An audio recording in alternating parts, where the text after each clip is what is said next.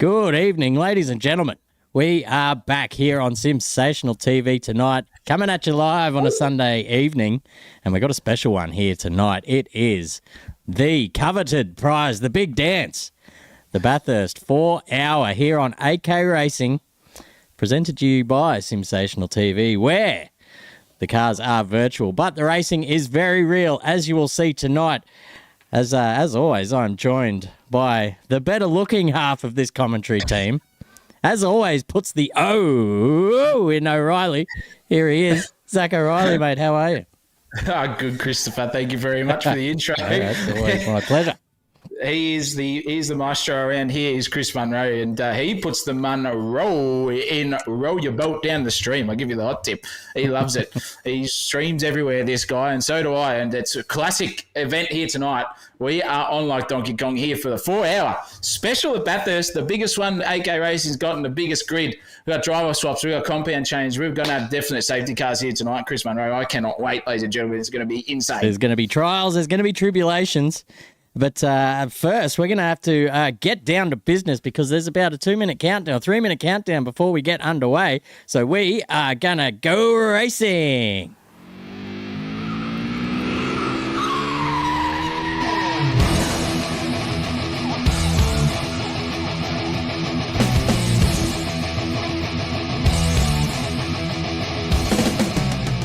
Go. 14,697 horsepower, 23 turns, 6.2 kilometres here at Mount Panorama, Bathurst.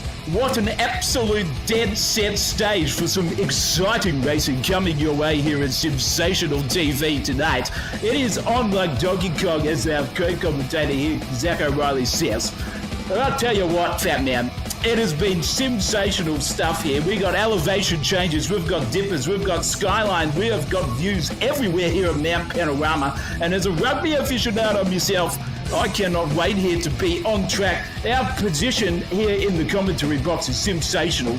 Look at that track, ladies and gentlemen. Matthew Cotter posted a blissing lap yesterday to put himself in pole position with his teammate Fabian Fitness. Absolute dead set in the fair department, a barnstorming lap, and we are racing very, very soon here. Chris Munro, absolutely sensational to be here with you tonight. Oh, absolutely. Thank you very much, Rabs. It's good to have you in the commentary box. As always, a nice little cameo to start the day. I tell you what, we've just crossed down to the track now, and it is all about to get going. I can hear the drivers getting their revs sorted out for when they start this race. It's about a minute to go, ladies and gentlemen, for the big dance. So as Ray just shuffles out of the commentary box, he says he's going down to the canteen to get himself a meat pie. So good luck to you, Rabs. I'm sure we'll see him later on. He's off. There he goes. He's off. I hope he doesn't miss the start of the race. I'm sure he will catch it in the stairwell on the way down. But a dead set. We've got 4 hours of racing coming up at you. If you were here for the stream last night, you saw all the action of the qualifying and the top 10 shootout. We got Nick Mello, or Team Project 4, off pole position with Fabian Fitness of Send and Defend Motorsport outside of him. Those two guys were neck and neck all the way through, or at least their teammates were all the way through qualifying, and sorted out by a bit of bad luck from Matt Cotter there, slapping the wall up across the top of the mountain. But I tell you what, Zach O'Reilly, the lights are up, and it's about time we get cracking on this absolutely marvellous circuit here in the Australian calendar. It's 4 hours of Bathurst. We're about to get kicking off. It's 2 seconds to go, ladies and gentlemen. We are racing in the AK Racing 4-hour Bathurst Enduro, and it looks like a pretty good start from Fabian Fitness around the outside. He's going to try and hang it fat, but Mello just sinks it up the inside and regains the lead and gets a pretty good exit as well. So he will lead the first time up the mountain with Brandon Pierce coming in third position now with Stephen Marsden behind him. Andre Elliott doing his best with Benny Asplin having an absolutely cracking start there. He's up to sixth position, just battling with Brandon Schmerl at the moment as they come up to turn 2. Wow, look out. This is a cracking lap here from everyone in Sundry. They're doing very well to keep out of everyone's way here. Single file up the mountain for the first time here. Nick Mello's taken a charge. He's half a second faster than Fabian Fitness so far in this lap. But look at Nick Mello. He has got super soft tyres on, Chris. And that sort of behaviour, I reckon he's going to dance away here and see if he can get some positional. Just some track position, if I can speak properly. And Andre Elliott's the same. Super soft for him. Brandon Schmill in 7th, also on the super soft with Dean Hanley. And then everyone outside the top 10 basically is on those super soft tyres here. But what a cracking drive from everyone here at the moment for the first half of the lap. Oh, Marsden's come a gutser there. He's gone down the field. That's actually my timing tower being a stupid thing. That's all good. Clayton Pine up the back of Brandon Schmill as well. He is on the soft tyre, so doing a good job to hang on to the back of Brandon Schmill at the moment. As you said, Zach O'Reilly, these guys that are starting on the super softs are going to look to make up a few positions here at the start, as there is a mandatory compound change. So it looks like a lot of these teams just getting the job done early to get onto the softs and maybe go for some long stints later on in the race. But Harley Marshall and Alan Nielsen getting stuck right in down the bottom here for 14th position. Yeah, looking good there. Is Alan Nielsen at the moment. Right up the back of Johnny Slow there in the slipstream, if you don't mind. He's going for a bit of a move up the inside. That was very ambitious. John Slow on the defence already, so that is some cracking stuff driving. But John Slow's gone wide. And and then Nielsen, the funeral director's nearly come a proper. They're giving each other racing room, and I think that's going to be track position for Mr. Nielsen on the circuit at this point in time. He's trying to sing a fat around the last turn, but no, Johnny Slow just go, thank you very much, I'm done. Yeah, Harley Marshall says thank you very much. He's done. But Lee Tricklebank has trickled down the thing there. And Steve Marsden has gone straight through at turn 1. This is disaster for the FUC M Racing team at the moment. He's just going to have to sit there and wait for the entire field to stream through here in lap 2. Oh, that's disaster for Marsden. But it's, I'll tell you what, there's plenty of time to make that up again. But, that's very unfortunate there for that team. And I've definitely loaded their livery in to the server, but it did not work. So I'm very sorry for that. For the FUCM team racing, that livery has not shown up on my end, and that's unfortunate for everyone. But it was a very good livery, I can tell you all at home. If you have time, go into the AK Racing Discord server and have a little look at that in custom liveries, and just pretend that it's on the car for now. Maybe I can try and do something behind the scenes. But Brandon Schmill up behind Clayton Pine at the moment and giving him a fair rev up over the top of the mountain. Yeah, looking good is the Volvo of Brandon Schmill at the moment. AC karting livery there as well for Chocolate Moose Racing. So getting on his bike early here is Brandon Schmill on the super soft compound. Dean Hanley right behind him, as we mentioned too, in the Marlboro livery. Oh, geez, what happened in the back? Is that power broker? And there's 6 cars involved. The power broker's involved. Banana Rama has somehow just got through all of that on the outside. And that was 4 or 5 cars collected there, but the funeral director's come off worse as Alan Nielsen. He has slipped down the field something chronic, and in the Pertec livery Falcon, not the place where he wants to be. Lee Tricklebank's involved there too. Has he gotten his steering damage? Yes, he has. Lee Tricklebank is completely right hand down here. That is not a good start to the race. Not where he wants to be, and his teammate Nathan Hughes will be spewing. Yeah, absolutely. Heartbreaking there for Flying Falcon Motorsport. But as I said, if you're going to make a mistake, you may as well do it at the start of the race, because you've got plenty of time to capitalise on that. Brandon Pearce falling down the order here as well. He's having a bit of trouble down the back end of the... There's somebody off there as well. Elliott's off as well in the flying bloody Kmart car there. Greg Murphy doing him injustice there as well. No laps of the gods on this time around for poor old Andre Elliott, should I say. But he has gathered it up and got back on the track there in 8th position, so that's not too bad there. A bit of damage control for sure. But Brandon Pearce also having had some problems that last lap, but he's just returned serve on Benny Asplin, and he's going to look around the outside here at Griffin's Bend, gets the job done. Very nice awareness there from Benny Asplin as well, just to get out of the throttle a little bit earlier than required, just to let that pink Falcon slide across the nose without any issues there for anyone. But then he goes off into the wall as well, Benny Asplin. These drivers are all just a little bit uncomfortable here at the moment. It looks like they're all having their own little spills and thrills and cheap thrills all the way around this difficult circuit. Oh, absolutely, Chris. We've seen in 5 minutes of racing, we've seen 5 unforced errors from drivers and just sending it off into the bunda. Yeah. I'm not too sure what's going on there, but having the struggle to get themselves in the rhythm, maybe some momentum nerves coming proper here, and it's showing in spades at the moment here at AK Racing for our races. But yeah, as you said, Chris Munro, Brandon Pierce before was off the circuit. He was dead set in 7th, finds himself back in 3rd in about 300 metres of racetrack. But the big story already is the gap out in front. Nick Mallow on those super soft tyres, 8.9 seconds, ladies and gentlemen, already out in front. That is some incredible gap over Fabian Fitness, who those two were bang on the pace of each other when it came to the practice and the race simulations, I would say. But that super soft tyre is just absolutely the ace card here at the moment for anyone in clear air. Yeah, absolutely flying as well. So we're going to see maybe how long they can push this set of super softs, and they'll be both drivers looking at delta times and going through the other guys on the supers as well, just to find out how long they can possibly push these, and perhaps where they're going to come out when the inevitable pit stop does happen, because it'll have to happen before the guys behind him, Fitness, Pierce, Pine, Asplin, all on the soft tyre at the moment. So you expect those guys to go probably to the end of the fuel requirement there as well that you can get out of these cars. So you'll see this car pop out again down the order somewhere when they decide to come into the pit lane. But in the meantime, Johnny Slow is up behind Cohen Tam here at the moment, and they are neck and neck up the mountain straight. The Falcon versus Mustang, the old versus the new with the blue badge. And look at the Falcon's straight line pace, just goes around the outside of Cohen Tam, gives him an absolute bath on the way up the hill, and says, "See you later, mate. I'll catch you maybe next time." That was a cracking commentary there, if I could say so myself, there from the fat man. And he has just blitzed up the field. That is Jesse Marshall slow, Chris Munro. Jesse Marshall's in trouble. He is fully stopping as we speak now. He hasn't got no engine. He's blown up his engine or something. He has completely blown it already. That will be a safety car, ladies and gentlemen. I would say if that comes onto the screen soon, but he is dead set stopped in the mate. Here it is, ladies and gentlemen.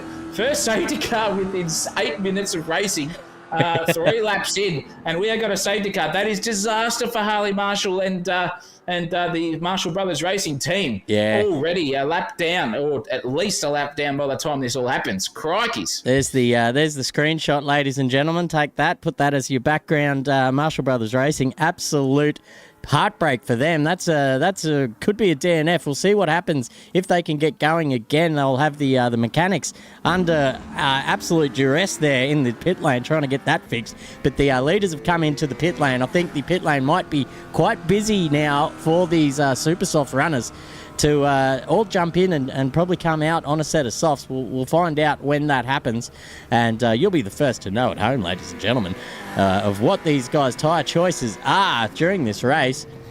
It's going to be a very important strategic battle, but it looks like Fabian Fitness and Send and Defend Motorsport will take the lead of this race now as they opt to stay out of the pit lane.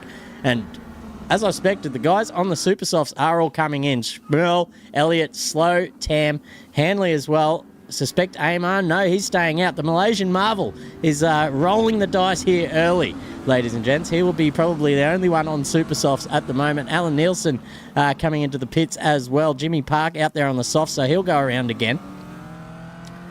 Banachek coming in as well. So there you go. Pretty much all the runners on the super softs have come in except for the Malaysian Marvel. So we'll see how far he can push it, Zacho Ryder. Yeah, very good point. How far can they push him? That is the big question. I reckon about 7 laps here is the maximum before those super soft tyres give up the ghost, but you'll still be pretty consistent. They don't fall off a big cliff in terms of the grip department, but the pace goes down, so they're still controllable, but not too much here. And look at we've got 7 drivers coming into the pits here on lap 4 to change tyres, put some strategy in, maybe some driver swaps. Well, I don't think driver swaps too early here because our co-drivers, ladies and gentlemen, have to do a minimum of 3 stints here tonight. So they will be in the box seat come later on in the stream as well as right now. So once you see that driver swap happens, that's what we want to see. We want to see strategies happening. We want to see trials and tribulations. Unfortunately for the Marshall brothers, that's happened. But safety cars are a bit of a killer. And if you have not liked and subscribed to the channel already, ladies and gentlemen, please do so. We really appreciate it. We are trying to bang the 500 subscriber mark in. So get your family and friends around Simsational TV. You're going to be absolutely gifted with the best commentary, the most upbeat stuff that you've ever seen in Simsational Racing. and YouTube channel for the sim racing side of things as well. Myself and Munro love what we do. That's enough of the plug. Get amongst it. We love it. And Jesse Marshall and the Marshall Brothers Racing have completed one driver swap already. JM is in the hot seat.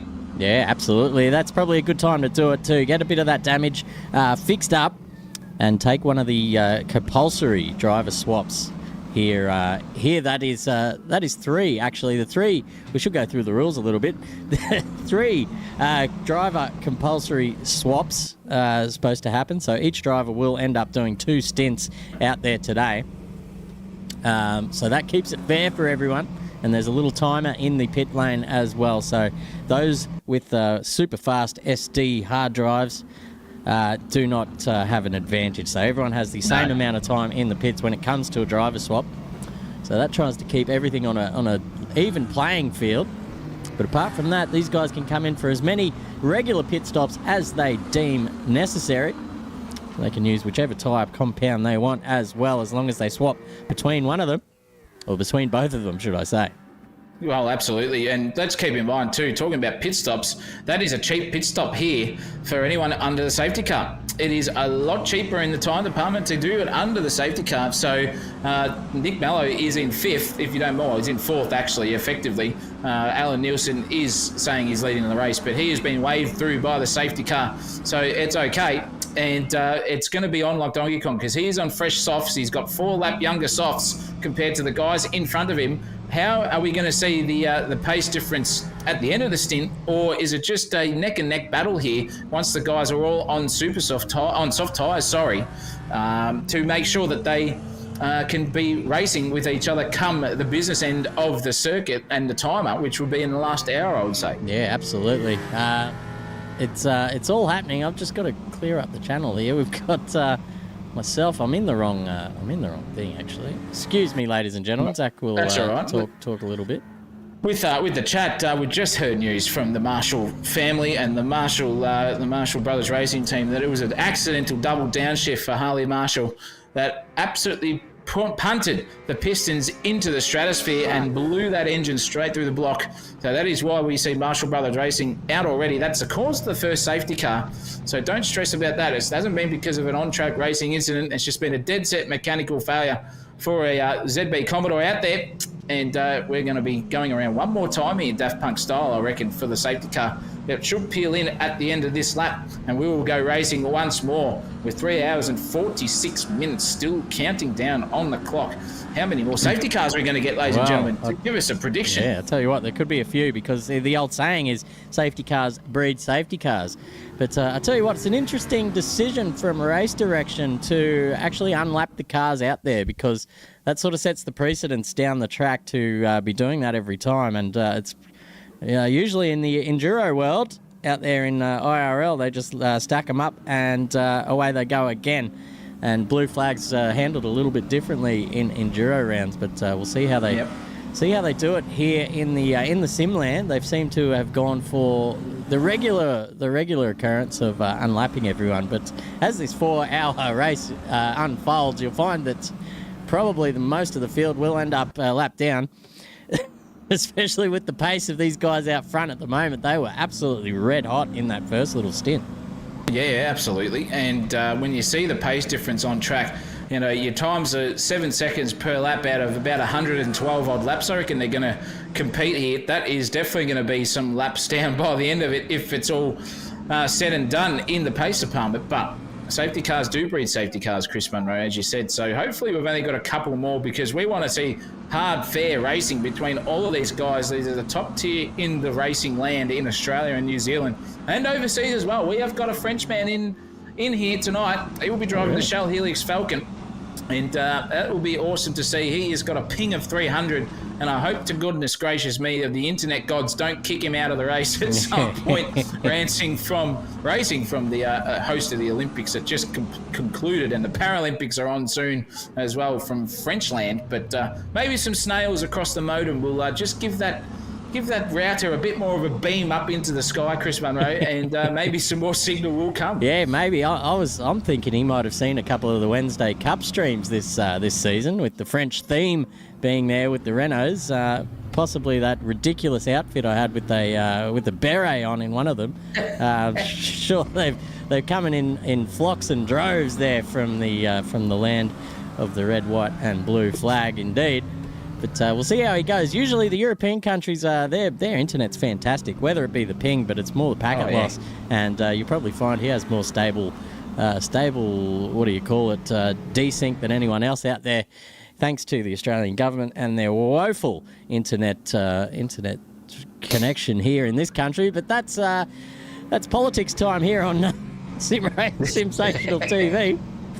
Make sure you write to your local member and tell him how shit your internet is and you need it better, because no change will happen unless you make noise. And there was a little bit of an off-track excursion there from Brandon Pearce. I don't know what he was doing there. He must have taken his eyes off the road there, maybe looking at a mobile phone or something while he's going down Conrod Street. Almost ended up in the wall.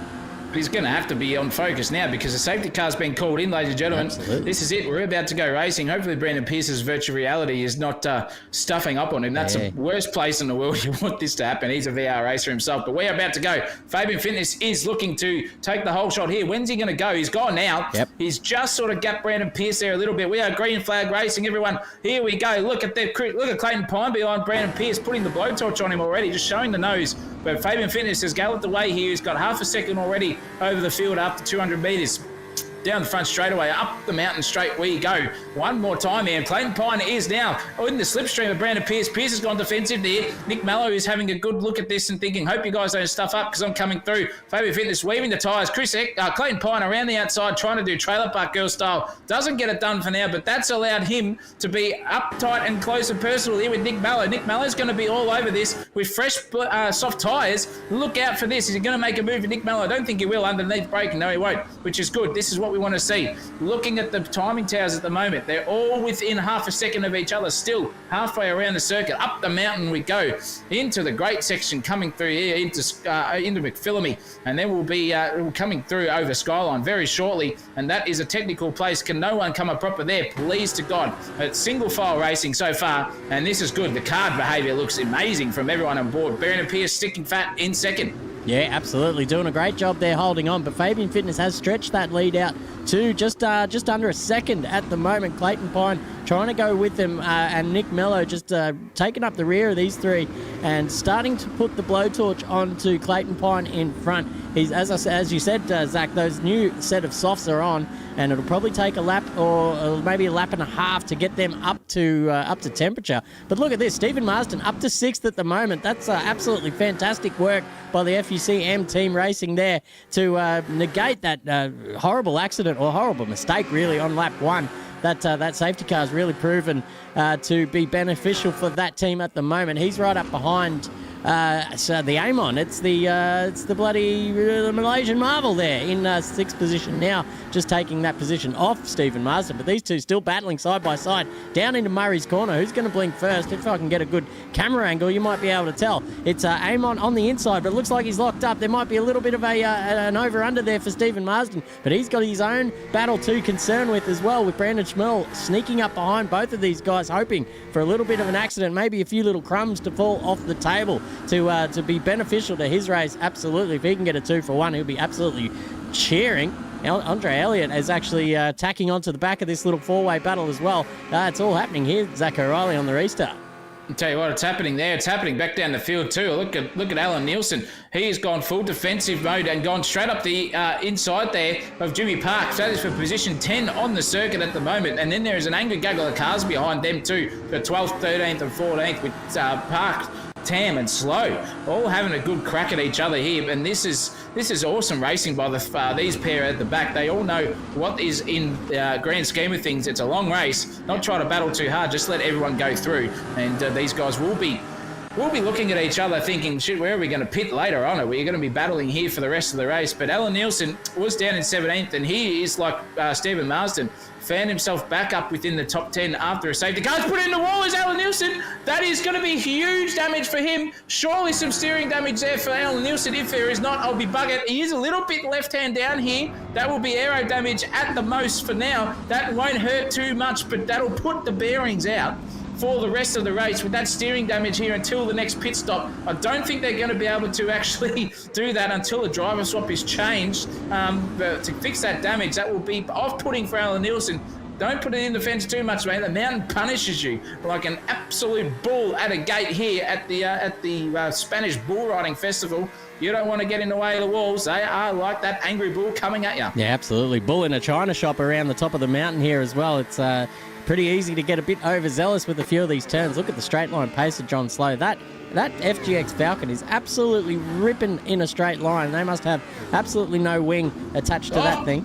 As you see him there's Jimmy Park just coming a bit of a gutset there through the chase, and that allows John Slow and Cohen Tam through. But here goes Cohen Tam. He's going to try and stick around the outside here at Murray's Corner. That's never a good idea. Locks up into the back of John Slow. Geez, they've both somehow survived. There goes Parky's around. He's ripped it, and there goes somebody along with him. I'm not too sure who got collected, but they've all got through except for Park just facing the wrong way currently.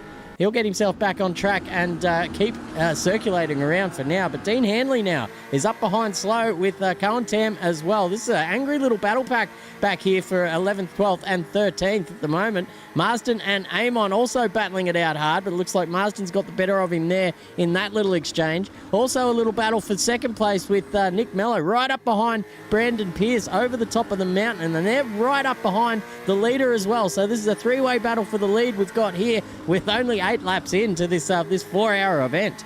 Look at that. The face difference between the two Falcons is sublime here. Brandon Pierce has got this consistency banner over his head tonight. He has put the skill points up in that grand scheme of things. That is sensational stuff from Brandon Pierce, hounding the back of Fabian Fitness. Fitness was very comfortable through practice, Chris Munro, on the long stints, and here he is struggling, and he struggled last night in the top 10 shootout. He had to give it up for Matt Cotter to come through and say, mate, you're qualifying for me. I'm nowhere in the pace department. And Brandon Pierce has got both ends of his car on the hot lock at the moment. He's going to get a suck here down the back straightaway, down Conrad from Fabian Fitness, but Nick Mellor's a bit closer behind him, and then so is the Pine Cone himself, Clayton Pine. This is a 4-way scrap here for the lead. Look at this slipstreaming action coming through. Fabian Fitness gone wide entry into the back of look at this. Again, the nearly. Nick Mellor's going to try and slip it down the inside and take the both of them.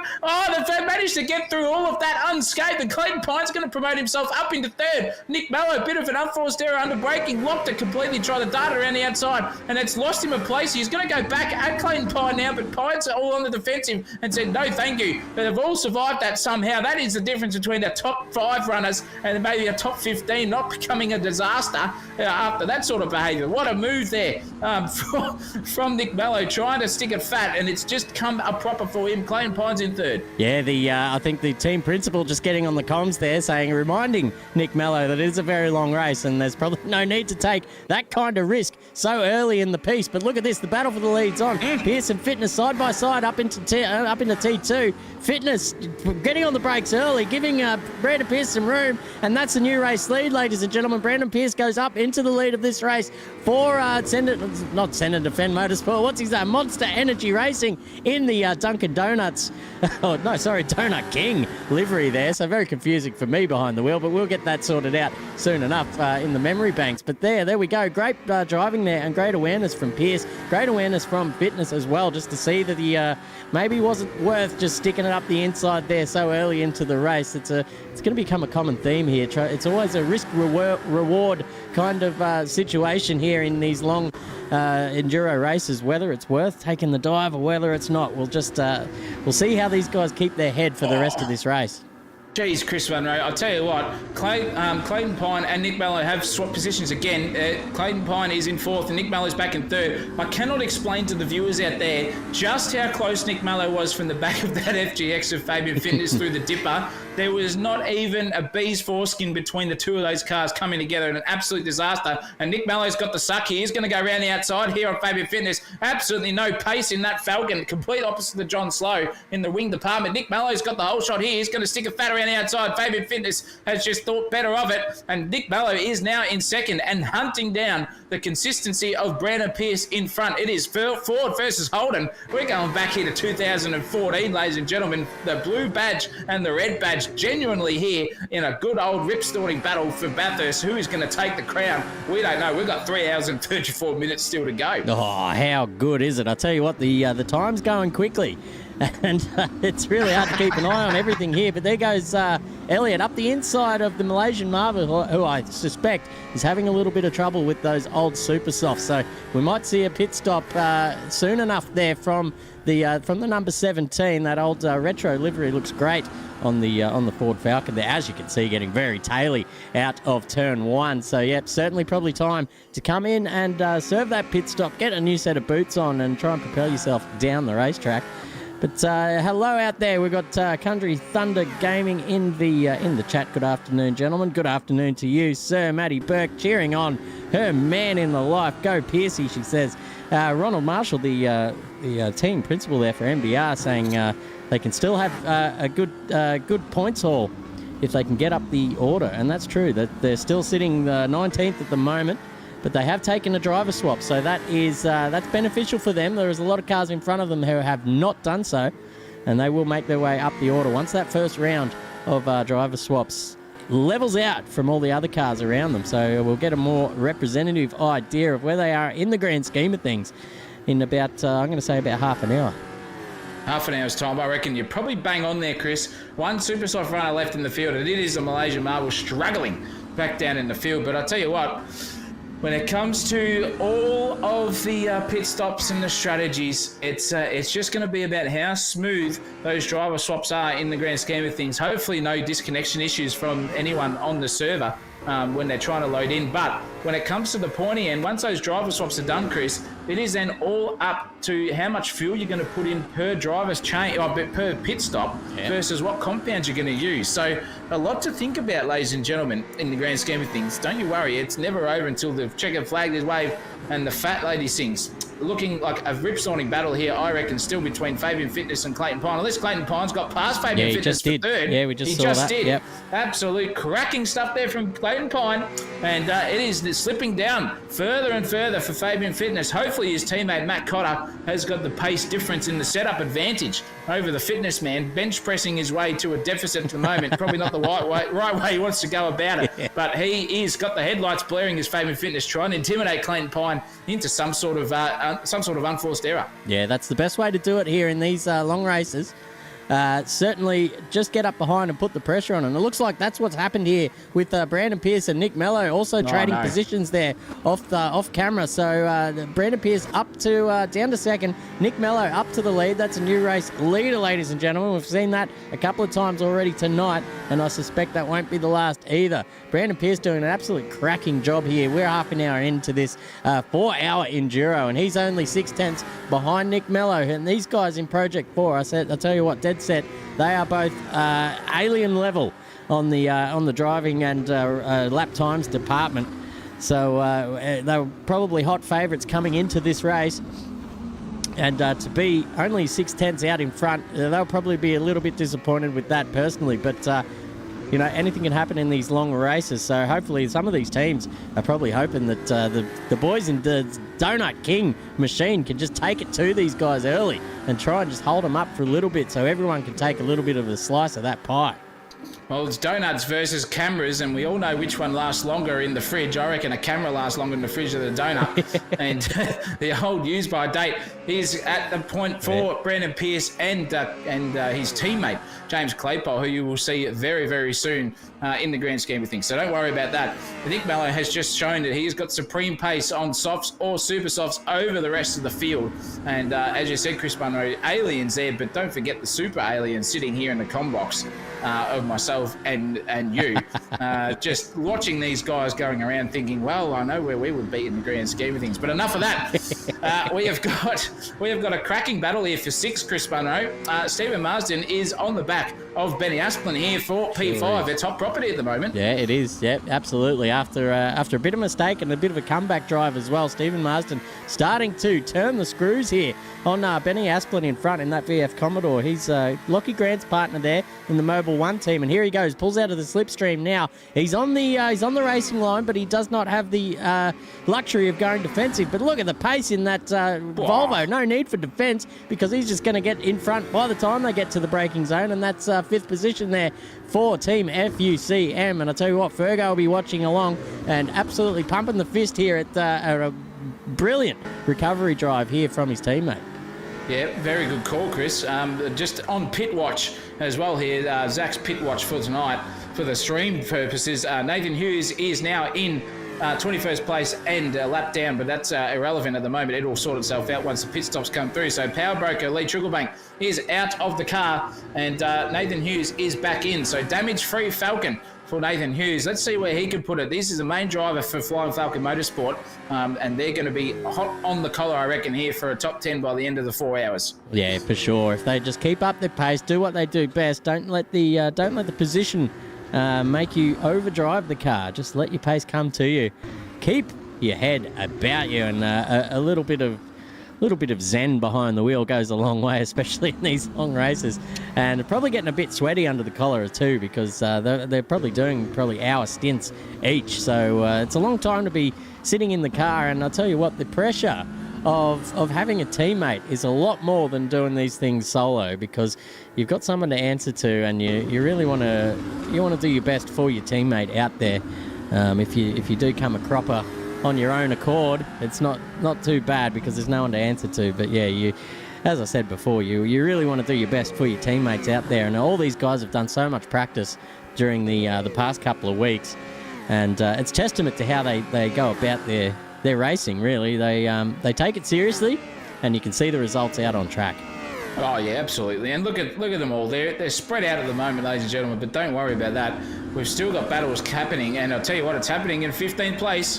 For 14th, it's on here. Jason Douglas is on the back of Rick Banachek, or the Banana-Rama as we call him in the Wednesday Cup. That Mercedes-Benz looks very, very nice on the track. It's one of the best looking liveries out there, and one of the best cars, and the only Mercedes-Benz representing here at Bathurst tonight. So it's good to see these guys having a good crack with each other. Banachek's just gone wide there, and that is not good. Hell corner, not where you want to get wide, because there is a massive suck here up the mountain straight. But look at that Merc, Chris Munro, just bang. See you later. It's pissed off down the front straight away and just said, I've got horsepower, mate, and less downforce. I'm taking away. And 14th and 15th has just dissipated a little bit there, but don't worry. You're making ourselves known is Jason Douglas in Dynamic Sim Sport, Holden Commodore there. Looking very racy here still in the background. And with everything in sundry, Nick Mallow is still out in front. 2.5 seconds over Brandon Pierce. Clayton Pines 5.5 seconds down the road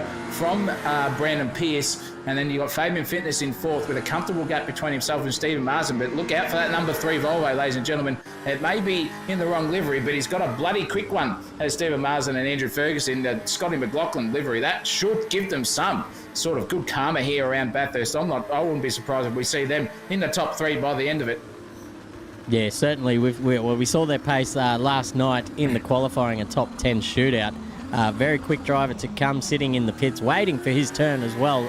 So both of these guys very evenly matched in the pace department as well. So certainly one of the favourites to take a podium. Certainly one of the favourites to take the win as well. So looking forward to seeing how they can march their way up these next few positions. Because I'll tell you what, the few before them has come a bit easier than the next few are going to come, because they're up the pointy end of the field. They've got Fitness, Pine, Pierce and Mello in front, so no easy task getting around any of those blokes. So they're going to have to work at it, find out a bit of information about the other guys, be watching some onboards to see where they might be at their weakest around this circuit, and try and figure out a way to strike when the iron is hot. Jason Douglas, however, still behind Rick Banachek, still applying the blowtorch. Oh, just getting a little bit squirrely out of Murray's turn there as well. So and losing a couple of tenths, mind you, as well. So that gives Banachek just a little bit of breathing space there in the lonely Mercedes on the field. But as you said, there's a little bit of a lull here at the moment in the action. They've all kind of settled down, got into their rhythms, and the field spread out just a little bit. The closest battle on track now, as it stands, is back here in 8th position with Andre Elliott hunting down Schmerly for AC Karting, and Jack Ferguson putting in a pretty good lap last night in the top 10 shootout, Zachariah. Yeah, he did. It was a cracking drive by Jack Ferguson, the younger of the Fergusons, if you don't mind, on the circuit. And none of them are in the driver's seat. I reckon at the moment they're living in the same house and probably punching on, having a good bit of judo wrestling going on and maybe some thumb wars and seeing who can beat each other off the circuit, and maybe then on the track is where it's going to all mean business tonight for them in young Ferguson and father-son battle, if you don't mind. Andrew Ferguson is the elder statesman of the Ferguson household. And Jack is the younger whippersnapper, and I tell you what, he's a big boy. I wouldn't want to be fighting him too many times. And Jack Ferguson, 19 years of age and probably about 100 kilos and of pure muscle. And he's going to muscle his way through the field. But Andre Elliott is doing a good job at the moment in the Greg Murphy livery. He's now hounding the back here of Brandon Schmill. Oh, he's nearly comes off the circuit there, did Andre Elliott. Full sideways Tokyo Drift style there in a Volvo. But the Volvo guys are having a good crack. And Clayton Pine has come into the pits, Chris Munro, on lap 15. And this will be maybe just a swap, or will it be a driver swap? We'll find out in just a hot second. Yeah, it looks like just staying in the server for now. So maybe just a scheduled pit stop to put some tyres on. Maybe a set of super softs for this last stint. He can blast up the order a little bit further before he lets his teammate, I think it's Jason McFadden, jump in the car and let loose out here on the mountain. But looking back here, Elliott has closed in on the back of Brandon Schmel as well. But Alan Nielsen is having a driver swap as well at the moment. Yes. So we'll see his teammate jump into the car and into the server very shortly. All the driver swaps now are starting to come in. I've got a feeling the word's gone out. It's about, what do we got, 40 minutes roughly into this first stint. So these co-drivers doing about 40 minutes. There was a bit of a wall slap there from Elliott too. That's not going to help his cause. I'll tell you what, too many of those around the mountain, and you'll be heading in to get some suspension fixed up, and that's just about a race ruined if you manage to do that. But look, the battle's still on, and Elliott's not doing anything silly here either. He knows the deal. He knows that if he can just get right up behind the back of Brandon Schmerl, he will turn the screws and put a bit of pressure on him. Yeah, Jimmy Park just sitting there on the outside of the Forest Elbow there, just waiting for everyone to get out of the way as he does. But he hasn't got that suck as Andre Elliott. Brandon Schmell's taken off and galloped down Conrad Straight.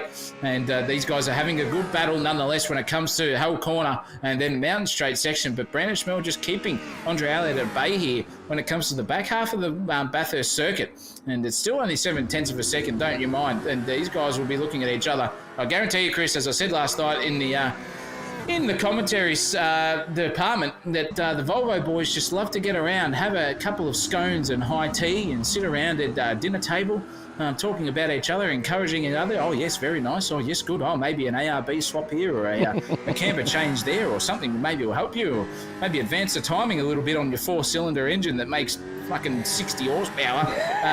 But it doesn't matter. These Volvo guys have a good battle, and there is plenty of spirit involved. And here comes Andre Elliott, two tenths behind. Has he got a bit of a suck here? Are they running the same downforce? It looks like it's pretty evenly matched here. He's not going to get close enough. Here's Andre Elliott to Brandon Schmell for a move under braking here into Quarry Bend. He's nearly locked the rears up there to Andre Elliott. He nearly tried to go for that, but thinks better of it. And another lap will probably count down before these guys come together. But a cracking battle nonetheless. Chris Munro. Cullen Tam is also in the pits. Yeah, absolutely. Cullen Tam coming into server pit stop there. Maybe not a driver swap as he's staying in the server. But yeah, the exclusive club, that is the Volvo Drivers Club around the AK Racing Discord. Tell you what, sometimes you get a bit of FOMO there. It's certainly Volvos only. So maybe that's why we've seen just an influx of Volvo drivers lately in the server. They just want to be a part of it. And I don't blame them for it, to be fair. It seems like a nice little spot to go on. As you said, they get their tea and their scones and they have a nice little debrief after most races and cheer each other on with a bit of encouragement. It's absolutely sickening, but we encourage it. We encourage anything. Any bit of camaraderie around Sensational TV is good, just like it is in the commentary box. But AK Racing is the biggest place to do so. If you have a league that you are not happy in, ladies and gentlemen, for Assetto Corsa, and you're in Australia or around the world, doesn't matter really where we are, come in and enjoy the beautiful place that AK Racing is. All fine gentlemen and ladies, all here for a good time, and definitely a long time, as apart from the saying goes. And we will definitely welcome you with open arms. If you're a sim racer, come in, try Assetto Corsa and the V8 Supercars and Wednesday Cup. AK Racing is the place to be, as is here at Sensational TV for all your broadcasts, that's for sure. And I'll tell you what, it's getting spicy here. Jason Douglas has sort of found the back of the Bananarama again, but a big suck down the back straightaway has helped Rick Banachek just take himself out of any battle contention. But look at that on the brakes from Jason Douglas, full on the anchors, couldn't get any better. That was great car control, just locking the rear wheels, but keeps it nice, and he gained about 4 car lengths on the braking here. Jason Douglas showing the nose again, just to keep Banachek at some sort of bay there. Banachek's ran a little bit wide there on the oversteer, but that's definitely some good stuff. Chris Munro's seeing something else. Yeah, poor old Jesse Marshall getting right up behind Guy Duff and just getting a bit overzealous on the brakes, locking up the rears, and now he's in the kitty litter on the outside of the chase. That's a disaster again for the Marshall Brothers Racing team. They've gone from worse to worse here at the moment. It's steering damage too. Looks horrible. The front of that ZB has had more hits than Elvis at the moment, and he's going to have to come into the pits and get that sorted out. The mechanics certainly earning their money overtime today.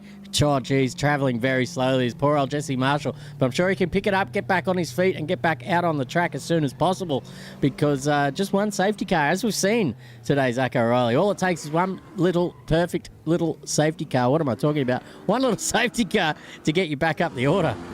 Yeah, absolutely. Stephen Marston's exactly a pinnacle of that at the moment.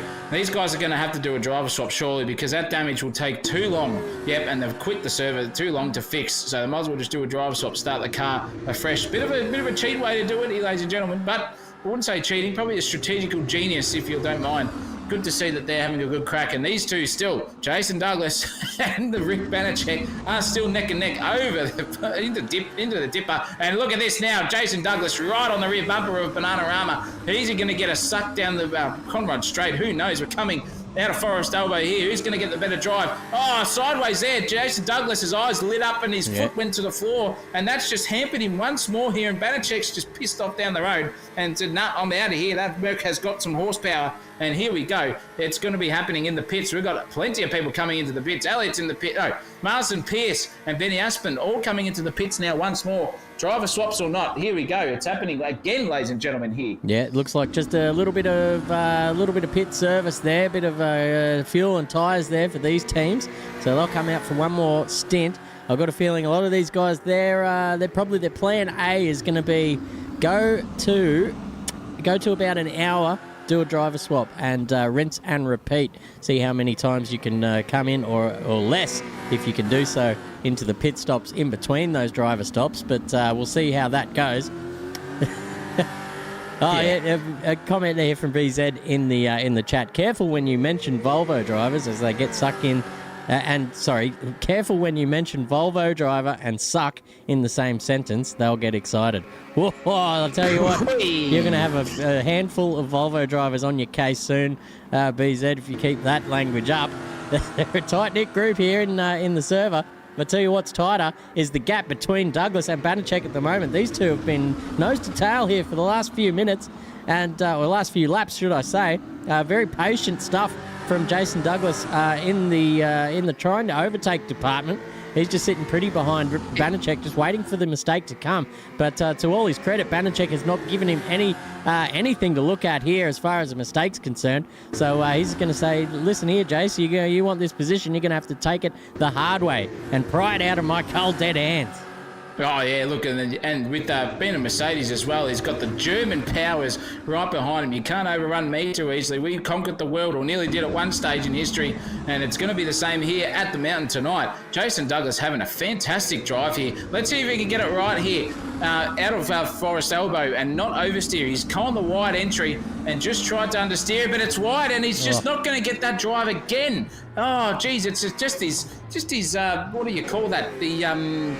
What do you say when it's like his detriment? Just the only place where he gets detriment, can't even bloody speak. Gets a bit of an itchy right foot there on the exit of Forest Elbow. Wants to scratch it a little bit on the throttle pedal. You should just wait a little bit, and once it's down to full steam, here he goes. Oh, geez, he slid it into the chase there as well, and has gone very deep off into the grass. That gives more breathing room to Banachek. That's actually a couple of seconds up his sleeve now, and Douglas saying he's had enough of this. He's getting out of this little battle. He's coming in for a pit stop.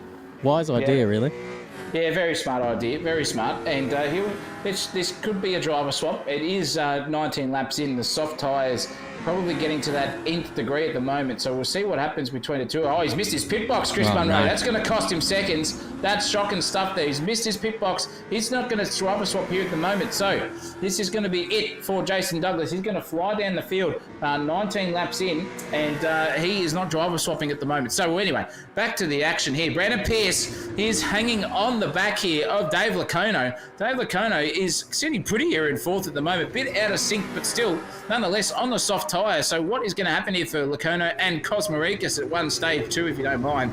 Brandon Pierce, though, the consistent man for tonight, is having a good crack. Matt Cotter has entered the field, ladies and gentlemen. This is what we want to see. And, oh, no, poor old Lacono's hit the wall, and that has allowed Brandon Pierce through. Brandon Pierce straight through into fourth place. Lacono, unforced error there, a bit of servo lag happening here at the moment, but the Lacono looks like he's got some steering damage there too. That is not what you want to happen here, ladies and gentlemen. He's left hand down, coming down Conrod. That will hurt him in the straight line department. I'll give you the hot tip. That is some drag. When your car is doing the inside wheel, is turning further out in the toe department than you want it to be.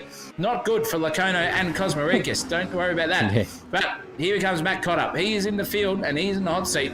Look out for that in 13th place. Keep your eyes on that, ladies and gentlemen. Cohen Tamsin, the super soft tyre as well. The only one on the super soft so far. And in comes Lacono for a pit. Hopefully this is going to be a driver swap to make sure that he can make the most of all that damage and give Bill Cosmoricus a fresh car to start his stint. Yeah, I feel the nerves starting to kick in to the co-drivers as they see driver swaps coming in thick and fast here in the server. Dave Lowe Lacono swapping in, maybe not. It looks like maybe just a pit stop here for Team True Blue Racing. But currently, look at the gaps out in front. Nick Mello is due for a pit stop, ladies and gentlemen, but he is 42 seconds in front of Brandon Schmell, who's the next man out on track. Andre Elliott not far behind him. And Brandon Pierce, who was battling Nick Mello for the lead only a few laps ago after he has taken his most recent pit stop, is now, let me see, do a quick bit of maths. He's about 49 seconds behind the lead. So, geez, he needs to get his boogie on, really, if he wants to keep up with Project 4 Racing.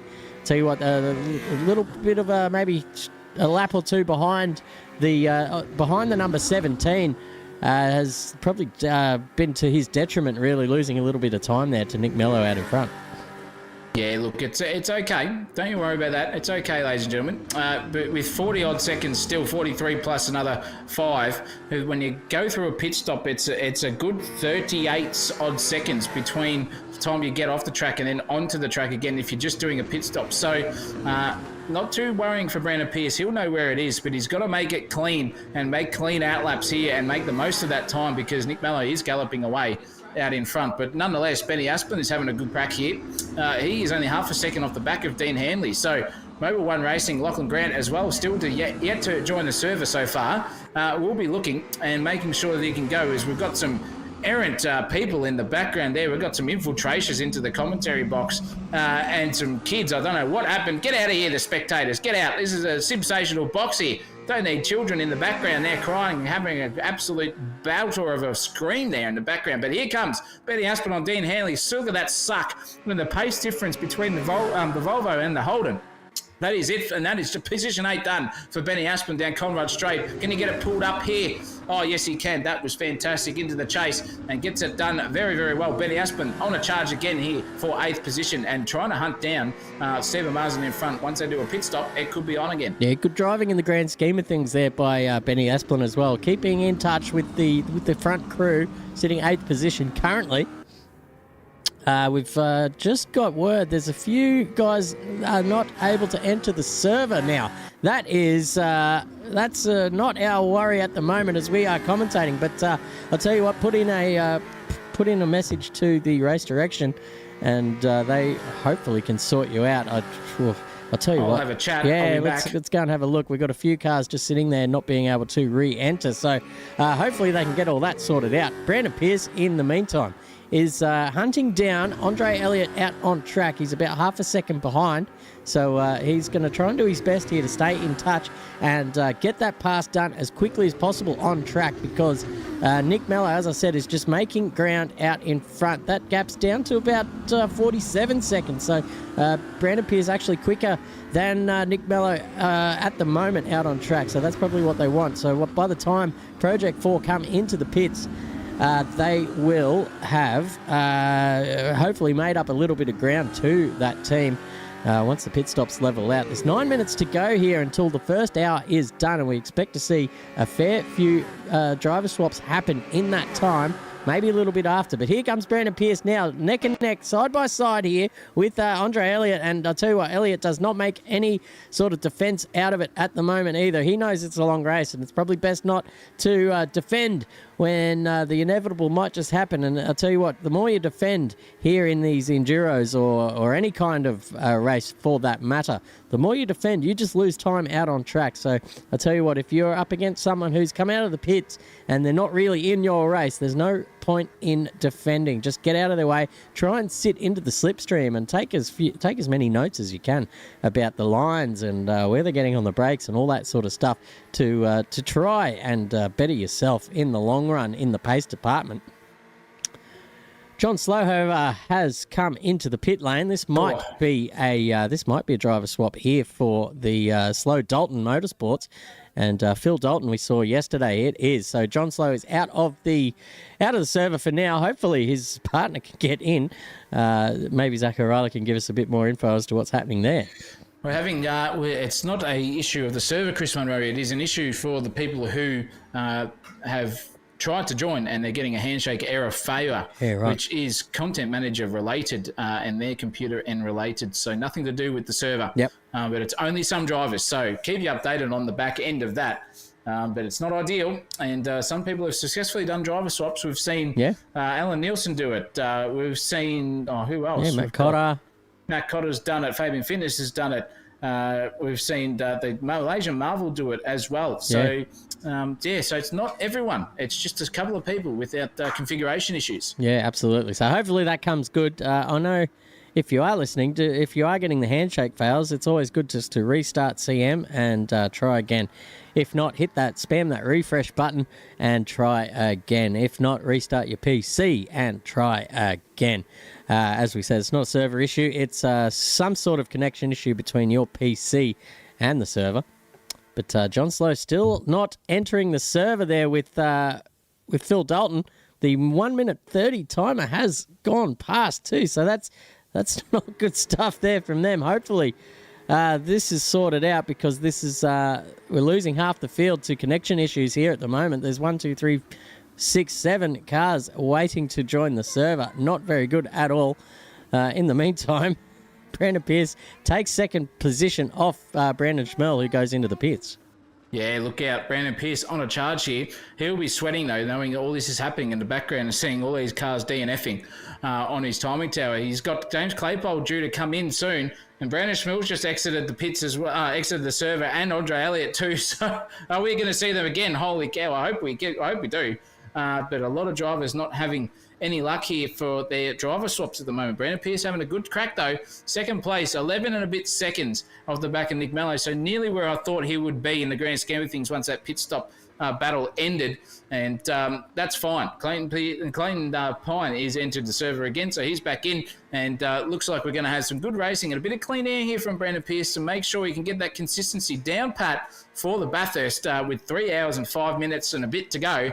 It's still on like Donkey Kong. No one knows where anyone's going to finish here, and with a lull in proceedings, we know what's going to happen, Chris Munro. Safety cars, incidents, you name it, it's all happening.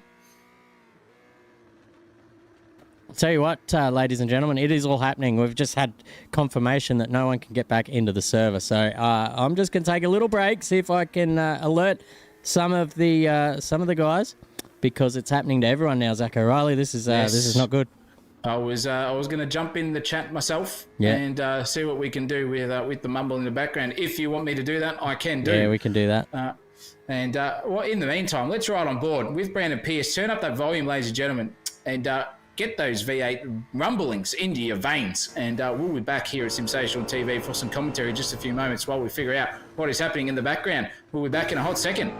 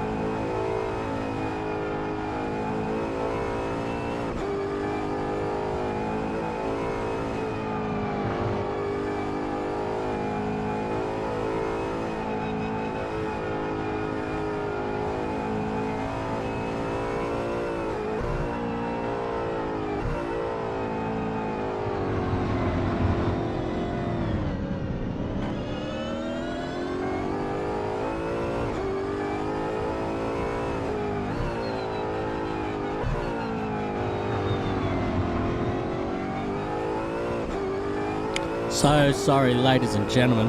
We are working furiously with the small team that we have behind the scenes to figure out what the issue is. But what's going to happen is most likely we're going to have to pretty much neutralise the race and the positions that they were when this issue began, and we're going to probably have to restart the session, and we'll get everyone fed into the grid in their order that they were on the commencement of this goddamn server error. I tell you what, ladies and gentlemen, it's not a good advert for Emperor servers, because lately they have been doing the worst job. Shout out to Emperor servers.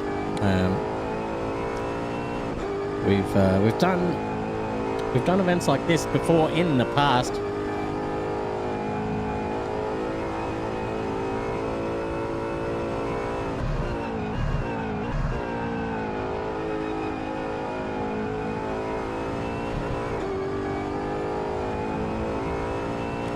And yeah.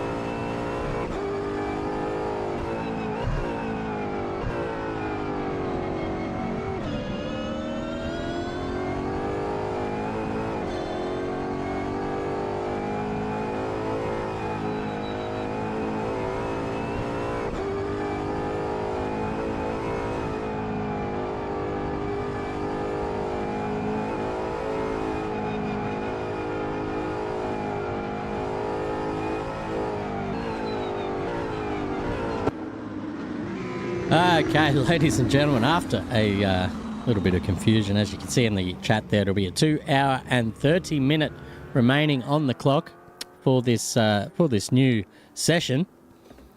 So what we're going to do is we did take a snapshot of the positions before just as this shenanigans was starting to kick off. So we're going to reset the grid in those same positions. And I guess we just have to treat it like it was a safety car. So everyone's bunched up again, so there's nothing really bad about that. If anyone's listening from the driver's perspective, I think everyone's been called up to the briefing channel. Yes, they have. So make your way up there, and all the information will be available to you as the race directors are figuring out how to go about this unfortunate little server drama. But Trials, tribulations, and excitement coming your way here. Dead set, unbelievable stuff here, Chris Munro. And for everyone out there, I cannot wait to see what this restart will happen. This reminds me of a State of Origin back in 1985 when we had 58 people come onto the field and try to infiltrate the system and dead set knock the block off New South Wales. But not tonight. Here at Sensational TV, we will be back as we see fit once the racing gets underway here. I've just infiltrated the commentary box because it was boring as batshit listening to all of those cars just zoom around. But nonetheless, AK Racing is going to be on the ball, and 2 hours and 30 minutes are coming your way here at Sensational TV. We will be back with you in just a few Sensational TV moments.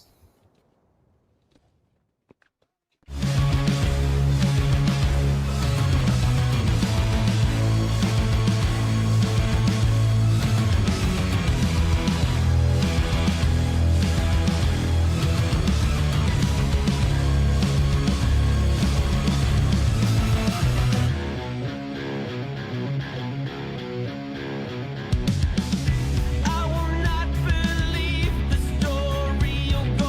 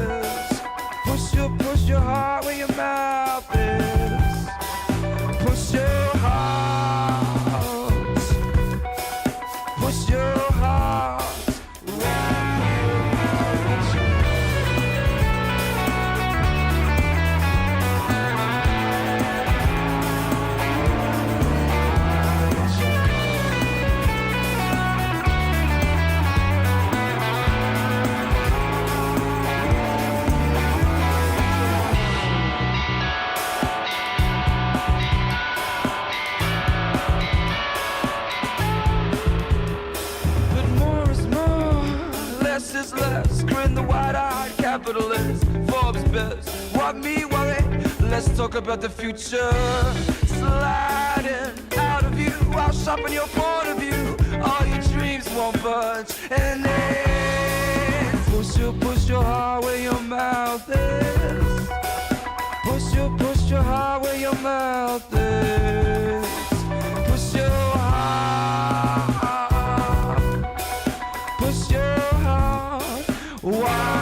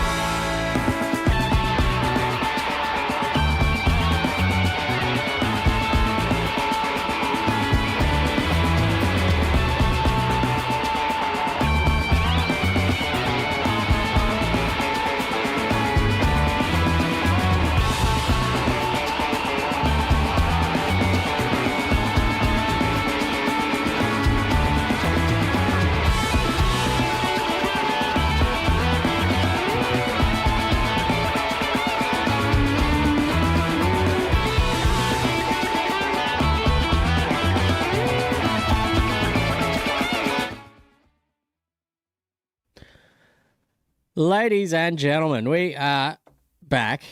Let's move some of the shit off the screen. It's all happening here. Jesus Christ. I tell you what, thanks for your patience, viewers. It's one of those things that happen in the sim world that you're never really prepared for, and that is the dreaded technical difficulties. So the boys are trying their best out there behind the scenes to get the grid reorganised.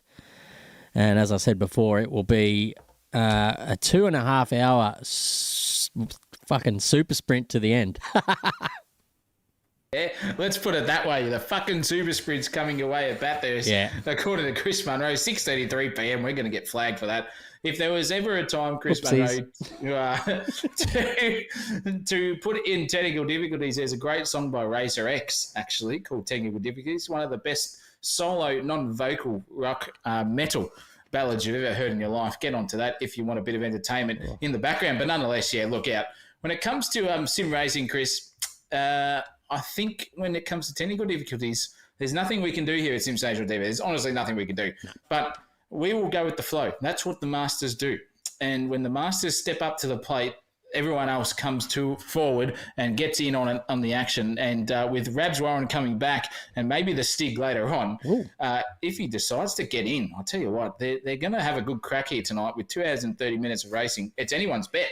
Yeah, absolutely. With 2.5 hours to go, they're going to be lined up on the grid in the positions that they were in just before the guys were having issues trying to get back into the server. So hopefully they figure that out. There might be a couple guys out of position purely because I think there was a couple having issues well before we were onto it, and no one was really made aware up here. So hopefully it's all good. Ronald Marshall knew I would be on the line, of course. It's a Sunday night and it's a sensational stream. So when in Rome, ladies and gentlemen, sip the good red stuff. Always the way to go. Scott McEwen says, with these dramas, I think I need something stronger. Well, yeah, you might be right. Might be right about that. I was going to say we'll break into the heroin afterwards, but I'll tell you what, it's a bit early for that. No way I'm getting in on that banter. I'll give you that tip. Yeah. But if you can see the size of the wine glass here versus the pour, ladies and gentlemen, I've got plenty left in the tank if you don't mind on the black currant juice. I'm not an alcoholic like Chris Munro, but the apple and black currant juice is gold. So we'll see what happens. But yeah, shit, what do you do? What do you do? Scotty McEwen is also in the chat having a good banter with us. Love to have you all on board, but the server is still down. Yep. So, Chris, with the season that we've seen so far, with Nick Mallow, Project 4, and Alex McEwen having a good crack, the driver standings has been pretty damn tight. And we've seen a bit of a runaway between the two of them. And Nick Mallow, rightfully so, was in front and still will be in front as we go into the race. But no, he's actually not, Zachariah. I've just flashed the driver standings up on the screen here, and it looks like Alex McEwen is out in front there with 615 points. And his teammate just behind him on 568. Now, keep in mind, viewers, this is a drop round series, so it takes the best three. Well, how many rounds have we had now? So that's after three. So that takes the best 2 out of the 3 rounds and adds them together. So there is the drop round in occurrence. So you really don't get an idea of who is winning the championship until the last race. Taylor Simmons in the chat. Why aren't you helping with the race direction, my friend? I think you should jump in and you need to help the boys out, as it is certainly all systems go back there behind the scenes. Matt Cotter there in third, however, not too far behind either. So he's cherry ripe for a good showing tonight. Brandon Pierce as well up there. All the familiar faces. Lockie Grant up there. The silent assassin there in 5th. I feel like I've hardly called his name for the whole season. Well, yeah, but when we have, he's been where he needs to be. And in terms of tonight, though, Chris, he hasn't even entered the server yet. He never got a chance to go in before the server went down. And he is a silent assassin there too in the mobile racing VF Commodore. So look out for him too when it comes to everything in sundry too. It's great competition out there. And the team standings is what is on tonight. This is not a individual task tonight, ladies and gentlemen. This is 100% a team battle. So 300 points is on the line here for the winners that can get across and extend their team championship battle. So Chris Munro, I reckon we're in for a hot treat when it comes to the team standings, not alone with the driver standings by the end of the season, with only a couple of rounds left after this one. Yeah, well, that would be round 4 and then only a few after that. So Project 4 is, as you would expect, right out in front with both of their drivers in the top 2 individual standings. But not far behind Ascend and Defend Motorsport. I'll tell you what, a win here at Bathurst, that would put them right up Project 4's arse and making a good fight for the rest of the season. Monster Energy Racing there, that's Claypole and Pierce. They're in 3rd position. Poor old MBR, we've seen them out on track today and not having the best of days in the office is NBR. But I tell you what, the racing gods have smiled on them now because they'll be back in the server, ladies and gentlemen. They will have a fresh car and hopefully a fresh run, clean run to the end of the race. Rangiart there in 5th position as well. They're doing well out there today. Chocolate Mousse Racing, we haven't seen Jack Ferguson yet on track, but we will do so in the next 2.5 hours, I'm sure. FUCM Racing with Marsden and Ferguson in need of a good win here as well. They are starting to drop down the order a little bit further than they would like. AC Karting entry there in 8th position. Mobile 1 Racing there as well with Rangiart, the sister team Rangiart 2 there making up the top 10 of the team standings.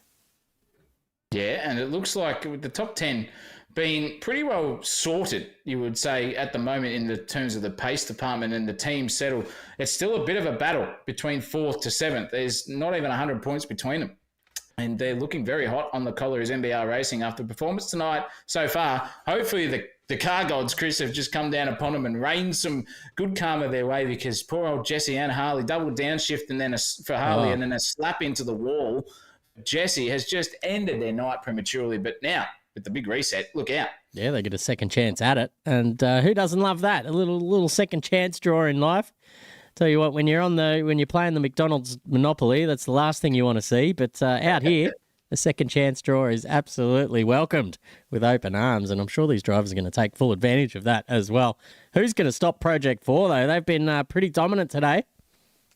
Very dominant, very dominant. Nick Mallow was commanding the lead of this race. He had 13 seconds right at the end there. You would have seen on stream before the server went down, but that's going to be neutralised now. And he mentioned he had at least a 7-second advantage over the tyre swap as well, Chris. That was some absolute barnstorming pace from him. Yeah. And Alex McEwen, as you said, leading the team championship, still hasn't even hit the track yet. So what are we going to see between those two when it comes to? We're going to see Alex in the hot seat or Nick Mallow to start the next session coming our way. I'd say they're going to send Alex in to negate the three or the two driver swaps that still remain for everyone. So that keeps it fair. So Alex will do 2 of the 3 stints remaining. And I think that'll be pretty good for him.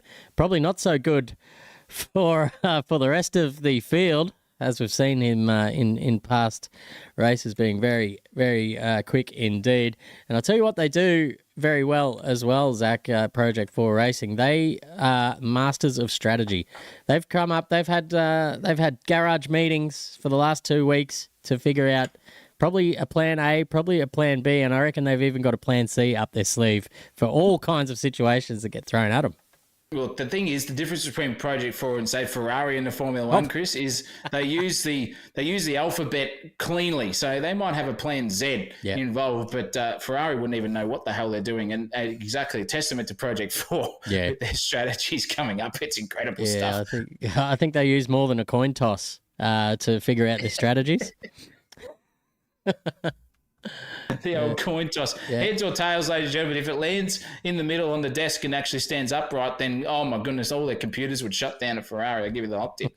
But it's going to be exciting. I can't wait to see what the next 2.5 hours is going to bring us with the driver swap situation. Hopefully that is ironed out. And we've got everyone back on board, and real penalties not going to completely stuff us up again, because that is not what you want, ladies and gentlemen, at all. But in the grand scheme of things, get the racing helmets on if you are a driver, and make sure that you're in that groove, you're in that zone, because 2 hours and 30 minutes is a long time, but it could ruin you if you stuff it up within the first 30 minutes and have to fight your way through the field and do it the hard way. With all these pit stops negotiated and back to a reset, it's on like Donkey Kong for the P1 position. We're back to the start again, essentially. And I'll tell you what, the start of that race, there was a few guys doing way more sort of unforced errors than we're used to. I think maybe a little bit of enduro nerves getting through here to some of these seasoned drivers. Yeah, well, we saw it within the first 5 minutes. I think we had 5 cars coming off the circuit all by themselves. Yep. And they just lost positions left, right, and centre. It's thrown us an absolute random card or a reverse card in terms of what we're going to see for tonight. I'm excited, though. And I guarantee you viewers out there, I know we've got all 48 of you watching at the moment. Thank you for sticking with us here at Sensational TV for now. But the racing's going to happen, and it's going to happen very soon, because these guys will be ready and racing. A bit frustrated under the collar as well, and the server is up. So it looks like something could happen very, very soon here in the grand scheme of things for the race. 2 hours and 30 minutes coming our way very shortly, Chris Munro. Yeah, I'm excited now. Hopefully all the bugs have been ironed out. I'll tell you what, hopefully the race direction team have got a plan C to implement if we have any more of this buggery happening in the server. But as BZ says in the comments, Project 4 didn't have a plan for this sort of server reset either. And Ronald Marshall, who is the team principal there for MBR, says I don't think anyone planned for this, and he's dead set right there. Very hard thing to organise. So we just got to roll with the punches here at Sensational TV and AK Racing, and just do our best out there. Yep, absolutely. That's nothing else you can do. And when it comes to sim racing too, it's those punches definitely come at you from everyone, not just the people that you think you're racing. It's the blue flags, it's the safety cars, it's the pit strategy, it's maybe missing your pit box, as we saw a couple of drivers do early on in the first bit of the race too. So keep that in mind. We're going to be excited here. We've got 3 minutes and 25 seconds until lights are out, Chris Munro. I'm getting excited again. This feels like we're just starting all over again, which technically we are. And these gentlemen out here will be fiery and feisty to get themselves back into a points position, or maybe an Alex McEwen lunge will be going. But that's the calendar. And then we've got the driver standing sitting there too. So don't you worry about that. And I think Ray Warren will maybe come back at some stage later on, but not currently at the moment, Chris Munro. He's still having a couple of beers out the back there. I can see him through the back end of the commentary box here, just sipping on some Shiraz maybe as well. And there's triple parked. And have a look at that grid. Doesn't that look sensational at the moment? Look at that. There's a... Whose car is that there, Zach O'Reilly? If you can see that on the screen. Is that your sensational Mercedes there in the back? Absolutely, that is us, and it is ours. That is the Munro O'Reilly split livery special there, both from retro gaming perspectives, from the Sega side of things, and then also from the Daytona USA side of things on the car. We have both got every bit of... I guess you would call it nostalgia, still embedded in our brain. Shows us how old we are as well there, Chris Munro. But nonetheless, 2 minutes to go, and the grid is set and formed here. We've got one gap there in the grid as well, still not filled at this stage. We'll see what they can do, but I'm excited. And it is a bit of a shame, Nick Mello, that it has to start like this and re-go, but that is what sim racing comes at you. Doesn't matter, real life or sim racing, you just never know what happens during the grand scheme of things along a 4-hour stint, and the trials and tribulations are a thing to be prepared for. Yeah, absolutely. I'm just going to try and get Ferguson and Marsden's livery sorted, which I probably should have done in that break, but I completely forgot, so sorry about that. Let's have a quick squiz and see if that worked. Where are they there? It has not. I'm so sorry, ladies and gentlemen. Well, more sorry to Fergo and co, who created the livery, but that remains to be seen. Alex Ferguson from the front row with Jack Ferguson, Alex McEwen. Oh my God, we're not even halfway through this stream, ladies and gents, and I am all over the place. I'm pretty sure that's not the order of things, but it is what it is now. And I'm sure they'll sort themselves out once the racing gets commenced.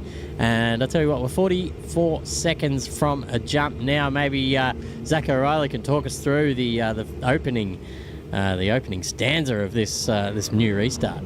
I cannot wait here. We are lights nearly up, 30 seconds to go, Chris. And that grid looks sensational. It is a feisty one. You've got pink, you've got white, you've got yellow, you've got green, red, all the colours of the rainbow. Roy G. Biv, if you don't mind. And the revs are starting to climb here for everyone in sundry. I reckon real penalty is going to be the big test for everyone tonight. The lights are up. We have got 6 sitting there ready to go. The race starter is about to start pressing the go button. He has got 3 lights, 4 lights, 5, 6, all ready to go here. We are ready to go racing here, ladies and gentlemen, and it is lights out and away we go. And Alex McEwen is sitting in front. He's got the jump there on Jack Ferguson for the start of the race here, looking very, very pretty coming into T1. No shenanigans at this point in time, single file racing. No one's having a good crack. The middle pack is coming through at the moment. Looks like we're all got through just. Beautiful. And that is some sensational-esque style of racing there for AK Racing. Hats off to you, gentlemen. We are climbing up Mountain Straight already. Brandon Pierce, however, is already handing the back here of Jason McFadden. He's got through as Brandon Pierce. James Claypole, it is in the driver's seat, sorry. Claypole is through. Main driver is in the hot seat here for Rangier Racing, and also for Monster Energy, or the Donut King livery. James Claypole sitting there in second, the 3rd place. Looking back down the field here, Lachlan Grant and all the guys have got through the field pretty well through turn 1, 2 and 3 at this stage. Looking very good. Ian O'Brien's got overtaken there. The windscreen has lost a position to Jason Douglas. He's got through from 17th into 16th places. Waters and Hughes having a good crack.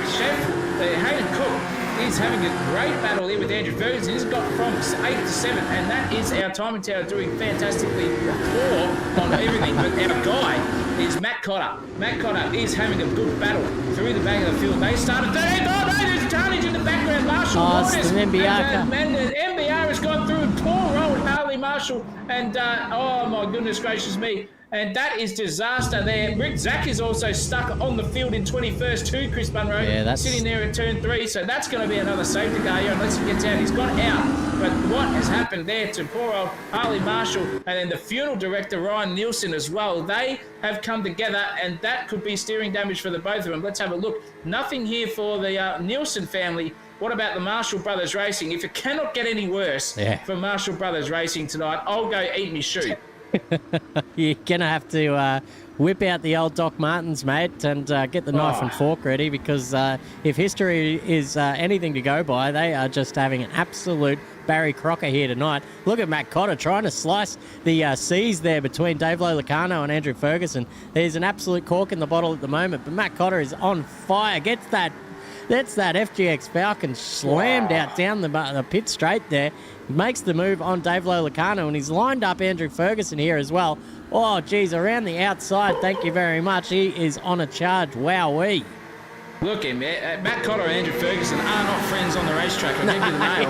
And they've gone around each other somehow and made it without coming together. I don't know how that happened. Andrew Ferguson will be spewing underneath that helmet at the moment, but he's got his rear vision mirror full of Dave Lolacano here at the moment too for 7th and 8th. Look out at that. I'll tell you what, Matt Cotter has stormed through the field, 13th to 7th within a lap and a half. Fantastic. And he will be making some ground here. Matt Cotter just finding himself at home in an FGX Commodore. You've seen it all now, Chris Munro. Yep. Matt Cotter in an FGX. And he has got the eyes on for Chris Egan in front of him as we climb the mountain here into the great section of the Great Panorama Bathurst Circuit. Yeah, it's all happening dead set in that fair dinkum department. Looking up the front here for NGR, Jason McFadden is out there in the number 25, and he's hounding his Volvo counterpart there in Jack Ferguson, the younger of the two Fergusons here in the server tonight. So he'll be yelling out through the open door through to the sim room and say, "Come on, old man, hurry up and catch up. I'm at least 4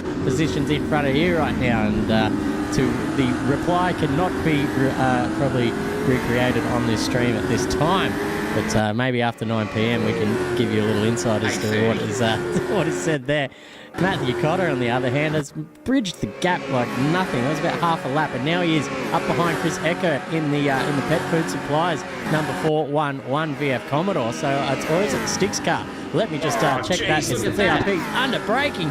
Matt Cotter just slides up the inside, says, that's what we call the block pass in the old days. Turn in at your own peril, but I'm taking that position and absolutely buggering off down the track after that as well. Wow, great. Geez whiz. Matt Cotter's on an absolute charge at the moment. He's looking like a man on a mission. Yeah, he is. Maybe he's had some Bolivian booger sugar in between the sessions, because he is driving like a man on some substance of performance-enhancing department style sort of things. And look at the guys in front of him, Chris. This is a battle in front. Ferguson, Grant, McFadden, all having a ripping snort at each other here at the moment, sniffing the fumes of E85. Here's Lachlan Grant on that Jack Ferguson there too. He's going to get the move done here on the braking. Where is he? No, he thinks better of it as Lachlan Grant, just playing his time, because now he's been back there, but poor old Jack Ferguson got bump drafted and halted momentum there from Jason McFadden. So in the 4th position goes Lachlan Grant, and Jack Ferguson's going to have to give up that place now. Lachlan Grant, the dark horse, as we said earlier, Chris Munro, having a good crack here. He's going to look all over the back of the Greg Murphy livery Volvo up in front in 3rd place. He can see a podium here with 2 hours and 24 minutes and a bit to go. This is some sensational stuff here from Lachlan Grant. We've got all of our main drivers in the server at the moment and all connected. It's a great thing to see, as Brent Cook has mentioned in the chat too. We're loving having an input from our chat guys here at Sensational TV. What a fantastic drive. And I'll tell you what though, Chris Eckert and Matt Cotter Chris Eckert's looking at the back of Matt Cotter thinking, holy cow, don't take out Jack Ferguson, because that's the younger counterpart of the Ferguson household. Doesn't want to do that, but Matt Cotter's sticking the nose up where the sun don't shine and just trying to get on the back of Jack Ferguson now. He's going to see the slipstream here down Conrod Straight. What's going to happen? Has there been some wing adjustments for Matt Cotter's setup and Jack Ferguson's setup? They look like they're on even standing fields here at the moment, because there's a little bit of suck, but not enough here. But it is close enough for Matt Cotter to send it and then defend it, as his motorsport team does. Oh, geez, he's nearly clipped the back of Jack Ferguson. He's going to have to go shallow here, and he comes in and points it in, turns it late onto the apex. That gives Jackson the up and under, Jack Ferguson the up and under move, maybe, and he's going to line him up here for the final corner of Bathurst. He's going to dive under brakes. Here he goes. goes, ladies and gentlemen, done. Jack Ferguson and Matt Cotter, they're giving each other racing room. Very, very good stuff there for the both of them. Oh, bumping doors there as they come onto the front straight away. But look, Matt Cotter and Jack Ferguson have switched positions there. And P5 here for Matt Cotter on an absolute barnstorm of a race, coked up to the wizzo is Matt Cotter at the moment, looking like a man on a mission. Oh, jeez. Absolute in his Colombian element at the moment. I hope the Asada doesn't come knocking on his door after this event, because he might have some answers might have some questions to answer, should I say. But down the back, I'm on the bloody, who knows what goes slow, I don't know, a bit of horse tranquilizer here. Alcohol does the same effect. Dave Locano, on the other hand, has made his way up behind the FUCM Racing, who just lock up big time there into the cutting. So that gives those guys a little bit more encouragement. They've got Hayden Cook behind them as well in the Volvo, so you can see him in an absolute Volvo sandwich. Geez, that's an ambitious move there from the chef. Trying to get through the inside there is pretty much impossible. Good luck to you. Absolute bollocks of steel if you're going to be trying that. But in the grand scheme of things, it hasn't worked out. So the positions are as they were just before. Really hard to pass over the top of the mountain, Zach O'Reilly. There's really no way to do it unless there's a massive mistake by the car in front that just lets you up the inside. It's pretty much single file across the top, and then maybe your first chance is down into Forest Elbow, perhaps. 100%, and I reckon that is probably wise words from the Supercoach there for everyone listening as they're driving, or the co-drivers sitting in the YouTube land watching. That is not where you want to pass across the top of the mountain. But speaking of balls of steel, Alex McEwen 100% has got 55 kilos of downforce of balls of steel sitting there, because he has galloped away to an 11.5 second lead, if you don't mind, over the next person in front of him. He is just pissed off down the road, harder than Makybe Diva at the Melbourne Cup, and said, I'm taking this one, ladies and gentlemen, in the final stages here of the first stint. And that is some inspirational pace there. These guys will be thinking they've got Grip.exe from Chris Munro installed on their computer. But they have not. They are just set up to the max at the moment. But Matt Cotter is charging. Yeah. He is still charging. And having a look now at the back of the Volvo, Jason McFadden coming up Mountain Straight. Yeah, he's doing his best out there on the softs. As we saw, Alex McEwen, the last 2 laps in a row, set the fastest lap of the race. So, and funnily enough, they were both 2 minutes 02.5. So both within a tenth of each other of those last 2 laps from Alex McEwen. So he's certainly in a rhythm at the moment, and a pretty fast one at that, being about 2 seconds quicker than Cotter around the last time. But those super softs wear out pretty quickly around here, so Cotter won't be too worried about the gap just lengthening at the moment, because he knows it's probably time he can get back onto a set of super softs later on in the race, maybe in the final stint, final stanza of this race, and come back at Project 4 with the brand new set of supers. And tell you what, that'll make for some exciting finishing here at the mountain here at the AK Racing's Bathurst 4 hour. That's now the 2.5 hour, but we'll forget about that for now. Hayden Cook is the other man on the supers, just having a real hard time there, actually going really sideways and losing all momentum down the hill, losing about 3 positions there because of it. As soon as I clicked to him, poor old Chef's laid it out there, but now he's going to be a little bit vulnerable here to Philip Dalton in the Slow Dalton Motorsports. We've got his teammate in the chat as well, John Slow, saying they're probably a bit hard done by down in 12th, and I think he's probably right.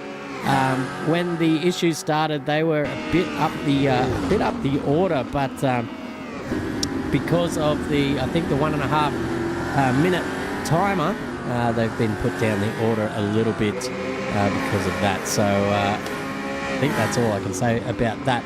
But above, in front of him there's a nice little gaggle of cars being quite angry to each other. Oh, there Jack Ferguson's come off. He's come off second best out of all of that. And Scotty Garrick and Chris Eckert and the chef have been promoted a position each up the field. So 8th place is now Scotty Garrick's, 9th is Chris Eckert, and Jack Ferguson, poor old from Jack, he's gone from 8th to 11th in the corner.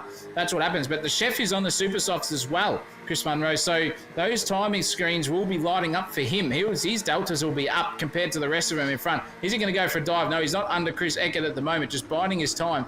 And those super soft tyres are still good, Chris. I was just running across the screen here and seeing what Alex McEwen was doing in the Delta department.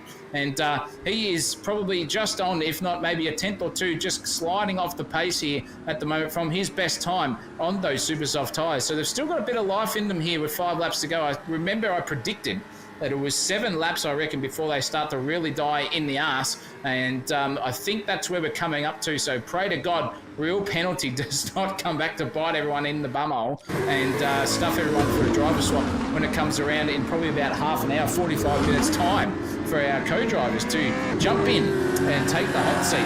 But nonetheless, it doesn't matter because at the back of the field, we've still got a bit of a battle here between Braden Moore and the poor old gentleman of Harley Marshall and his brother Jesse Marshall, sitting in 17th place at the moment. Everything has just gone wrong for MBR tonight, but they'll make their way through the field. I'm going to predict the top 10. Keep Ronald Marshall sitting there, the chief engineer of the Marshall Brothers Racing. Hopefully, they can get themselves in there, the top 10 by the end of the race. Not if Harley Marshall does that, though. Knocks the inside of the right-hand side curve over Skyline, gathers it up somehow, but that's going to be some aero damage for Harley Marshall. They're a bit rattled still, the Marshall Brothers. Just got to get their head back in check and get the rhythm flowing here in that ZB Commodore. They'll be back up there, I'm sure. Yeah, absolutely. It's and the crowd favourites around here.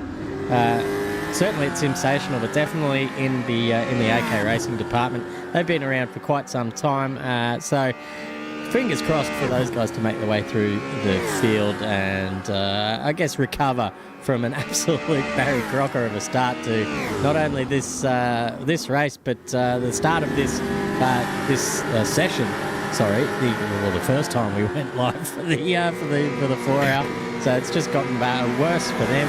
But something that's going good for someone back here is Nathan Hughes, because before the restart he was absolutely no man's land, but he's made his way through the field as well, and now he finds his way up behind Phil Dalton, who's at the back of this little midfield battle pack, which is about 1, 2, 3, 4, 5 cars long at the moment. So definitely in for some action here, viewers, once these guys start to maybe the patience runs out and they start to get stuck right into each other. But it looks like Harley Marshall has pulled into the pits, ladies and gentlemen. This could be either the plug being pulled for MBR or another driver swap.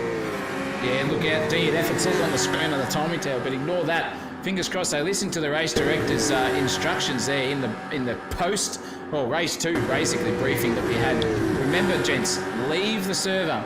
If your co-driver's entering, wait the 10 seconds and then press refresh a couple of times. You've still got the 90 seconds to go after that. You're going to have plenty of time once you come back into the server to reload, and we don't want any more handshake failed. So we'll see what the Marshall Brothers are going to do here. Ron's going to be all over it like a fly to a piece of poo in a field of about 38 cows and having an absolute feast there for sure. So look out.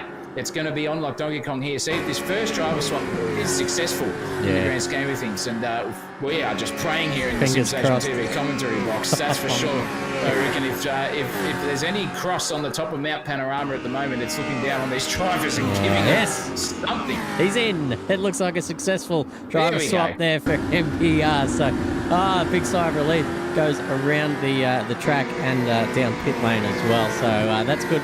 Good news for everyone else. We might see a couple more drivers doing that as well. It looks like Hayden Cook coming into the pits at this time. So we'll just see what happens there with him.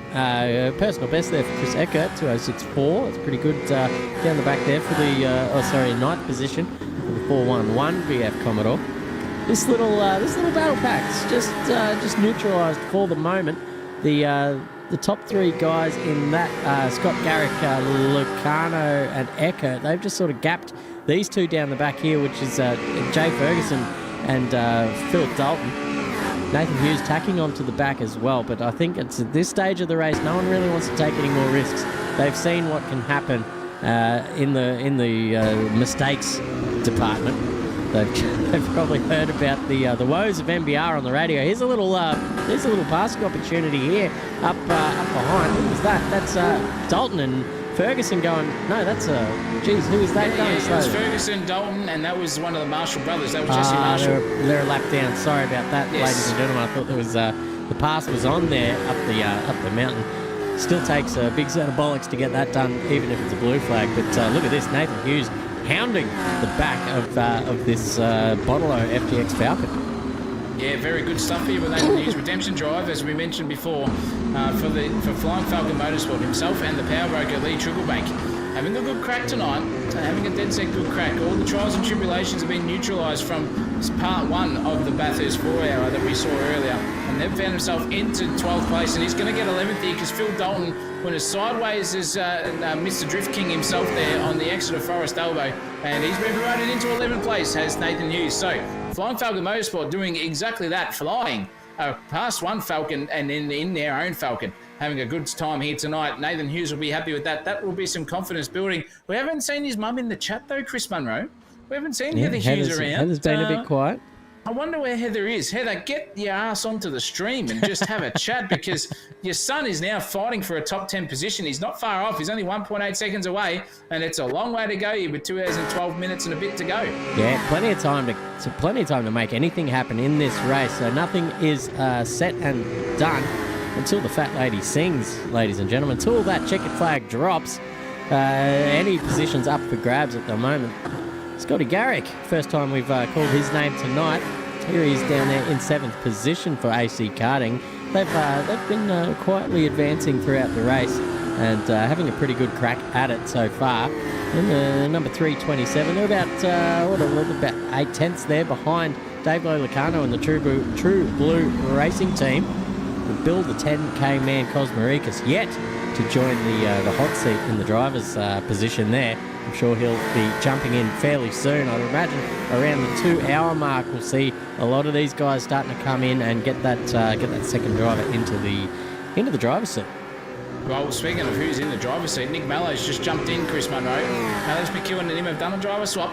And our race leaders in 17th place respectively at the moment are back on track, and that is ready to rumble here for Nick Mello and Alex McEwen. So we'll see if the other guys are going to blink in James Claypole and Matt Cotter for a driver swap so far. Their strategy department in that Project 4 is probably one of the best we've ever seen. Thinking outside the box, I reckon they've got a quadrilateral mind scheme every time they hop into a race channel and do some strategy stuff between them, because they're quick.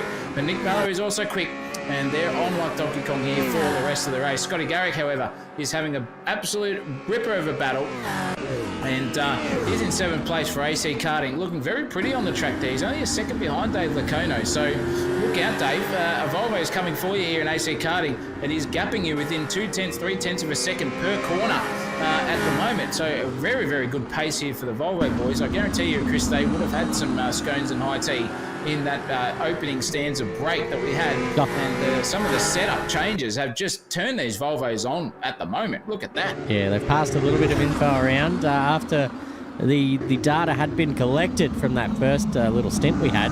But I'll tell you what, here we go. Here's Clayton Waters for the number 6 Ford Mustang crew, Tickford Motorsport. They're getting stuck into Jason Douglas as well, but they just come off second best there through the chase, and he's just gone wide through Murray. So that is that battle fizzled out right before our eyes, ladies and gentlemen. Back here, there's more action to come. Dave Lolacano is up behind Scotty Garrick, because we missed that overtake.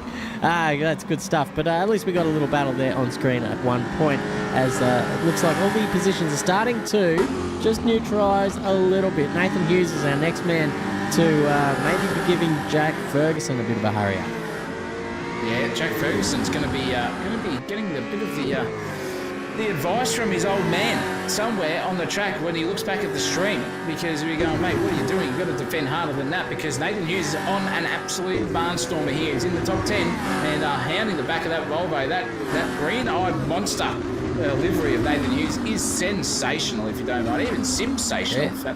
That's an absolute ripping looking livery, and he's got the pace advantage over Jack Ferguson at the moment. Really good to see.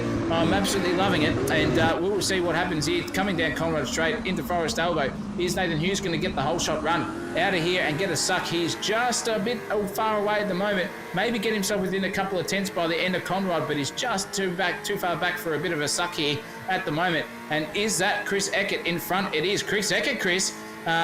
double name here, Mr. Munro, sorry. Yep. And he's got some steering damage. He is left hand down a little bit here. That's going to hurt his pace overall. So we've missed a wall tap there, I reckon, for Chris Eckert at Flash Beast Motorsport. Yeah, it might have just been getting a little bit too sexy over the top there in that VF Commodore. So we might even see him come in to fix it. No, he's going to have to just play. He's going to plow on there through the pits this time. He's not going to come in to get it fixed up.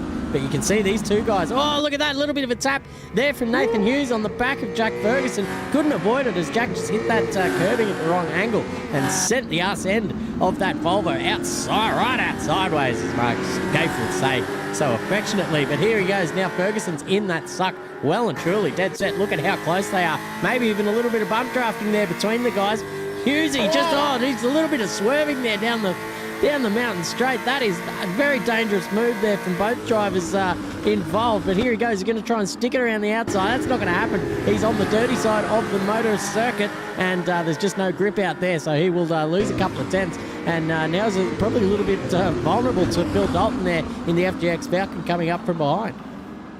Yeah, very, very good move there from Nathan Hughes. So he took advantage of any mishaps there that Jack Ferguson decided to take on, and he's got himself into ninth. Heather Hughes should be cheering from the absolute stands here, maybe across the top of the mountain here, doing some donuts in her own personal car around the tree. Hopefully she doesn't stall it because it'll get flipped over in the real life and burnt. That's what all happens at the top of the mountain. They're just brutal up there. But Heather Hughes, your son, is in ninth place and in the top 10. And rightfully so. He is having an absolute barnstorm of a time here. And what has happened in the front, Chris Munro? James Claypole has managed to find himself in front of Matt Cotter.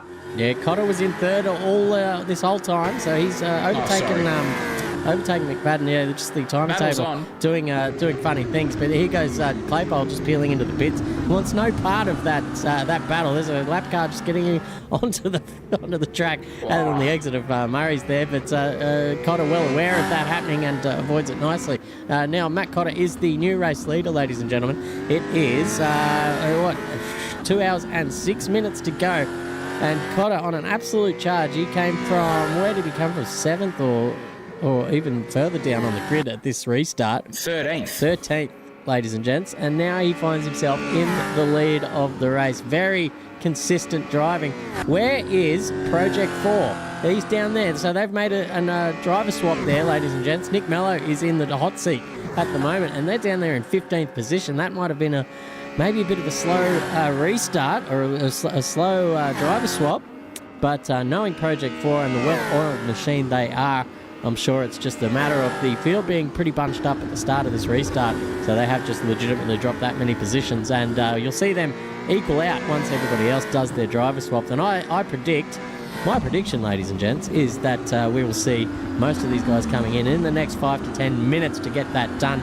Meanwhile, Jason Douglas has been given a drive-through penalty, the first one of the evening, mind you. So that's a testament to the drivers out there. It's taken this long, so he will be out there doing the drive-through. Actually, that's interesting. He's doing a driver swap, so that drive-through will rest on the shoulders of his teammate once he comes back into the server. Thank you very much, he says. Cop that, and another little scenic route through the pit lane for you. Yeah, not the ideal way to do a driver swap. Just say, hey, mate, here, take the wheel, but by the way, you've got to come back in and wait a lap and a half and take a drive-through. Cop that, son. Yeah. But, either way, that's how it works. So focus on Jay Douglas's name, see if we can get that name back up, and a driver swap is successful, viewers out there, that's for sure. But crikey, it's still happening. Nathan Hughes is on the back here of James Claypole. James Claypole did take a pit stop, so he's got some fresh rubber on him, but himself and Chris Eckert in front. This could invite Nathan Hughes, once a bit of a battle happens here, to get into the party for maybe taking Chris Eckert's 7th place, which probably could be 8th by the time Claypole gets past him, and maybe promote him a position up before the driver swap does happen. We're seeing a couple now happen, ladies and gentlemen. John O'Brien's into the server, so we're all good on the grand scheme of things. That's really, really good to see. James Claypole's having a move here under brakes on Chris Eckert. He's not going to get the job done. James Claypole went wise and just thinking, no point in risking that one.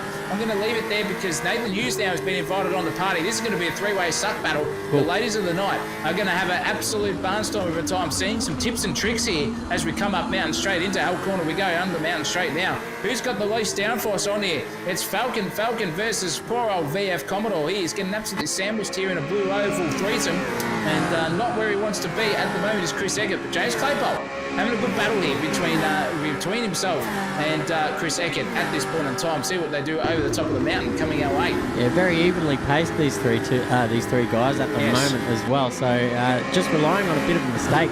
Look at James Claypole just all over the back of him, trying to force that error out of Chris Eckert at the moment. He is right up under the rear wing, coming up the hill here. We're going to get a little bit of an onboard action and see how James Claypole takes his lines across the top of the mountain. Look at the gap between them now. That's barely a flea's foreskin there.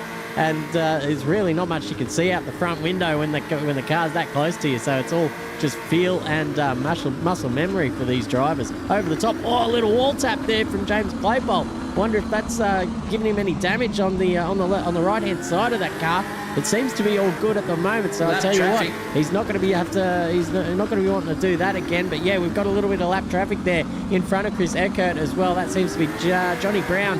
In that team with Jason Douglas there, so he'll probably have to come in and serve his drive-through. But Chris Eckert trying to do his best to get a bit of the suck from that blue flag as well. Geez, that's close. Look at this little bump draft down the Conrod Straight, should I say. Geez, it's all happening here. James Claypole pulls out of the slipstream, looks to the inside, gets on the hammers. Oh my God, he's going to take it deep into the chase here, but gets the pulled up, gets the position done, but I don't think it's over yet. Chris Eckert's going to try and return serve down here at the bottom of the hill. Look at Nathan Hughes, he's going to pull into the pits. Geez, he could have had a little lunge at them both there. That would have been great to see on the stream, but as it stands, James Claypole will take that position off him. I think Eckert, who was that? Jack Ferguson goes wide at Murray's as well and lets Phil Dalton through. Yeah, he did too. That was, I'll tell you what, that was hairy stuff between them all. That was incredible. We've got 3 cars in the pit lane now, Chris. We've got Nathan Hughes doing a driver swap. Lachlan Grant's come into the pits, and he's now circulating back out. Just a pit stop for him. But Fadden's also in the pits and doing a pit stop too. So we've got a bit going on here. Jack Ferguson now, and the safety car's out. Safety car is out, ladies and gentlemen. What is that for? I'm not too sure what's going on here. Zach stopped on the racing line there. In a whereabouts is he? He's a precarious position. That's on the top of the mountain. He's just at the end of the cutting there, ladies and gentlemen, up in the Griffins, and sitting on the side of the track on the racing line, and he cannot move anywhere at this moment. So himself and Jimmy Park, poor old Jimmy Park, just copying it left, right, and centre here. I don't think he'll be too happy with that, but looks like no engine for Rick Zach at this point in time. He's done a double downshift somewhere as well, like Marshall Brothers Racing. And that has deployed the safety car. He's going to wait until everyone goes past to exit the server and then come back on track. And we're under safety car for the third time or second time tonight, ladies and gentlemen. Yeah, third time now. Third time is a charm. I'll be back. Yeah, absolutely. It's third time's a charm, ladies and gents, in the grand scheme of things. But as we see, the action is starting to heat up here in the pit lane with that call of the safety car. So you're going to see all these guys duck in, I've got a feeling, after half an hour of green light action. We've got Matt Cotter in the pits. I can't get a good angle of it. There we go. Matt Cotter pulling into the pits. Who's next out on track? That's Andrew Ferguson, also pulling into the pits as we see. You can see the lines these guys take, very liberal with the curbing here through. Needs to get down to 80 k's an hour. Geez, that looked pretty quick, but I think he got it down just in time. Scotty Garrick's the next man out on track, and of course, all taking the same option of coming into the pit lane. So is Dave Lolacano. So look at this, the top 5 drivers all taking a pit stop here. Top 6, Eckert, everyone's coming in. Phil Dalton is the next man out on track. Will he dive into the pits as well? He does. Look, I think it's pretty much all systems go here down into the pit lane. Jack Ferguson getting involved as well. That's the top 8 drivers now all having a pit stop. A few of these guys getting involved in a driver swap as well.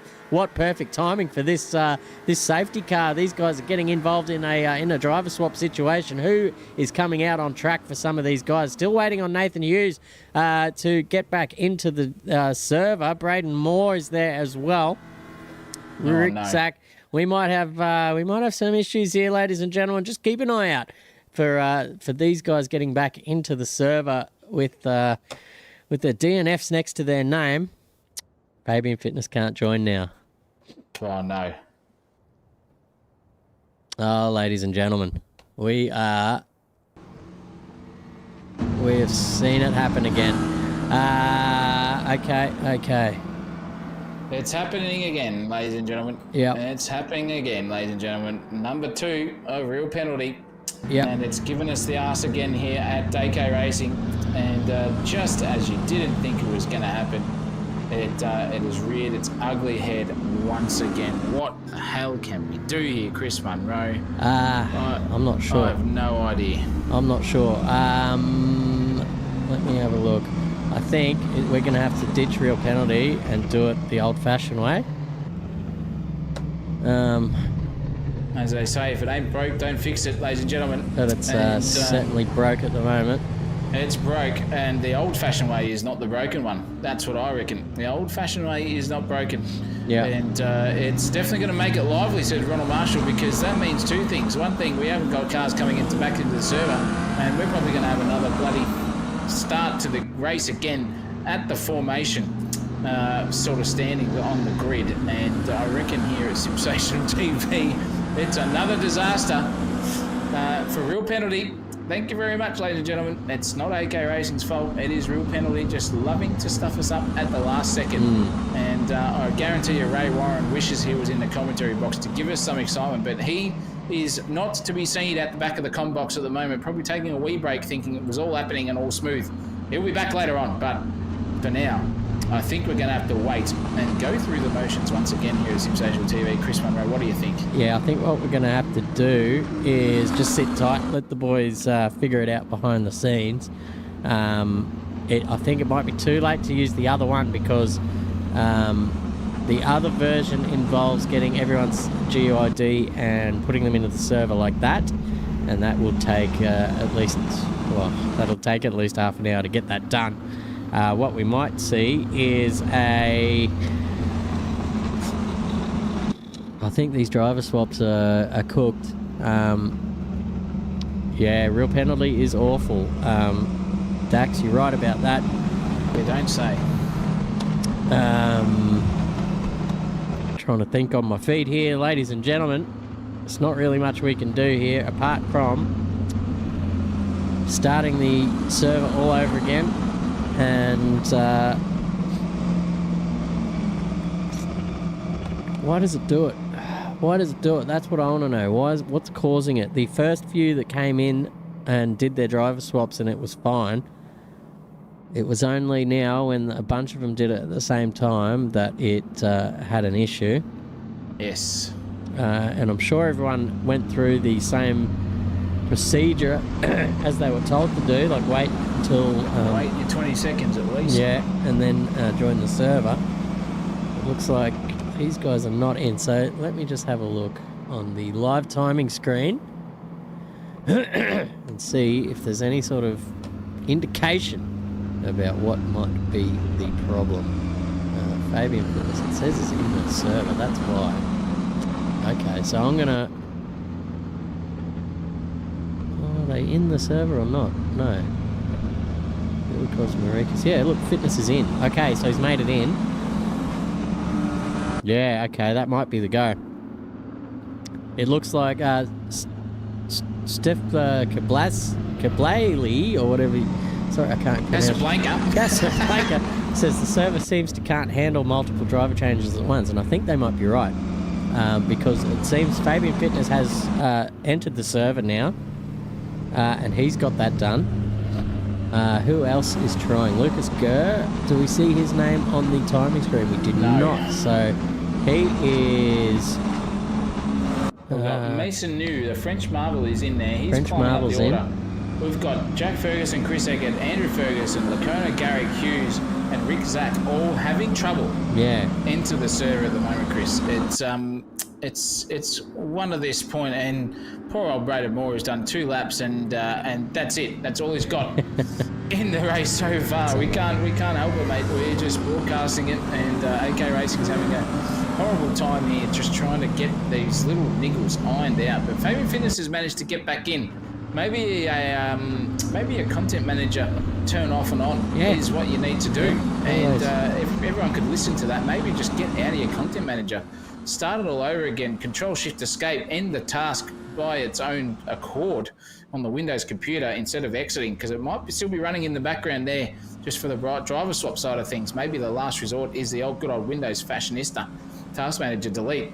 See if you can do that. I'm not too sure if that's going to happen, but oh geez, yeah, poor old Brandon Moore's teammate, Mr. Gurp, is just not getting back in, and Fame and Fitness has been the only one successful so far to get back in.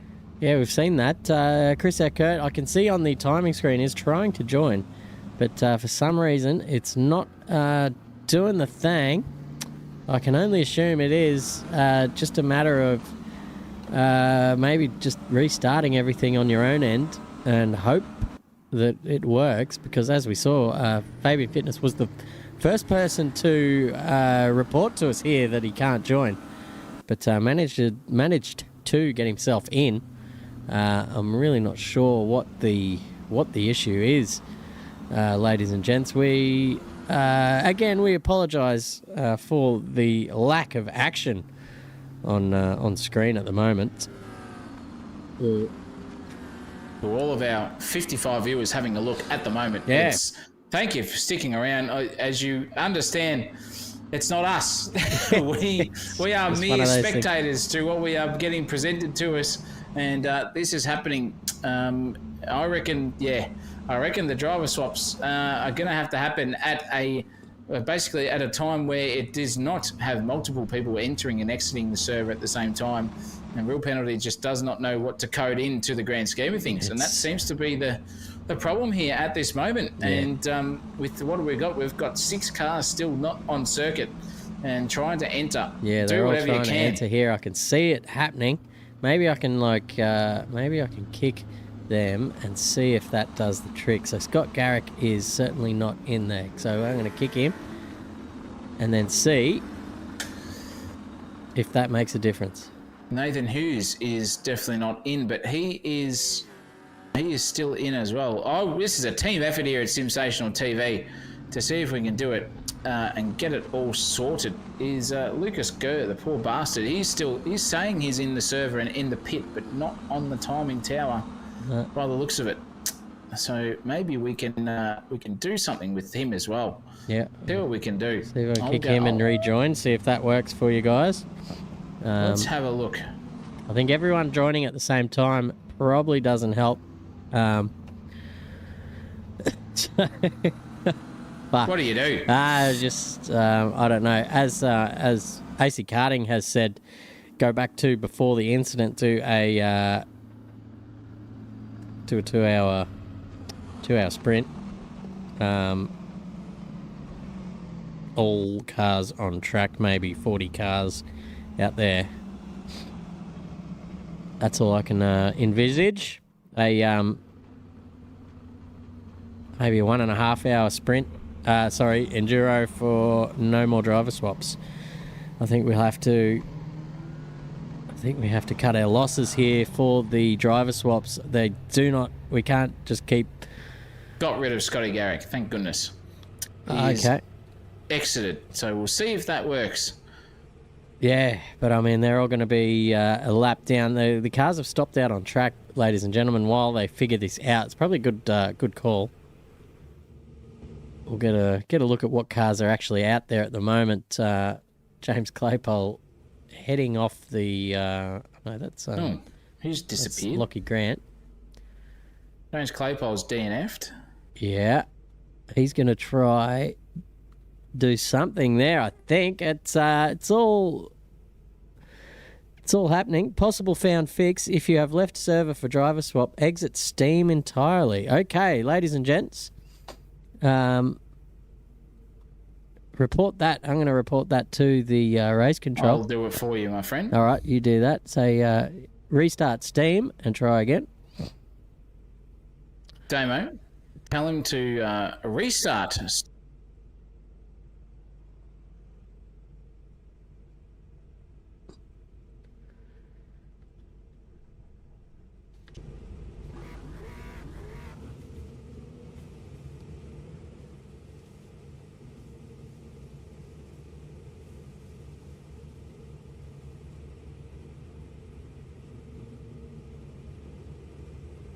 As we traverse the main straight here, we get a look at our cars that remain. There's not many of them, as you can see, ladies and gentlemen, if you're just tuning in. Steam restart worked for Marsden. There we go, ladies and gents. The steam restart is working. So, exit steam, re-enter steam. Reload the server and you should be good. We've got Marsden has rejoined the race. This is good. This is good stuff, ladies and gentlemen. Thank you to Matt Aviation 747 for giving us that bit of. It is Matt Cotter. Yeah, it's the first time I've seen him commenting on any of the streams. Good to have you on board, Matt Cotter. Make sure you hit that subscribe button if you haven't already. And we hopefully can get this race underway, because the guys that have lost a couple of laps will hopefully be able to gain those laps back in the time that we have. It's still plenty of time to go in this race, ladies and gents. Don't be discouraged. There's still an hour and 48 minutes to go. As we see who is next trying to jump back into the server. Stephen Marsden is in. I think he should be out there trying to gain back that lap and get back onto the back of this.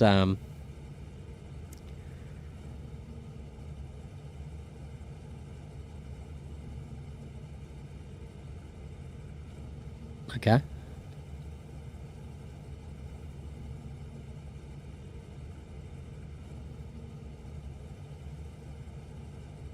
Yeah, well, hopefully they can do the old steam trick, and hopefully that works. That would be ideal, because we might be able to get underway and racing again if we just get Dave Lolacano, Scotty Garrick, Nathan Hughes, Braden Moore, and Rick Zach.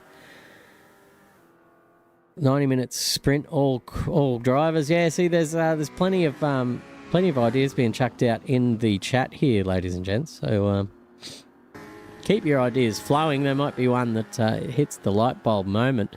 What we're going to do for now is, though, we are going to persist with this, because we've already gone 2 hours into this race. We cannot. I'd like to think as a last resort, we might get involved in maybe a sprint with all cars out on track if we cannot fix the issue at hand, that is, for now.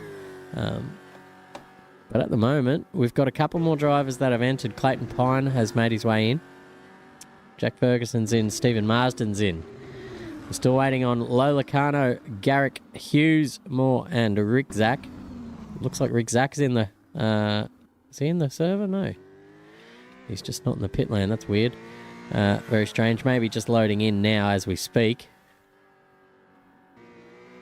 But Jack Ferguson's out there circulating around. He's going to make his way up to the back.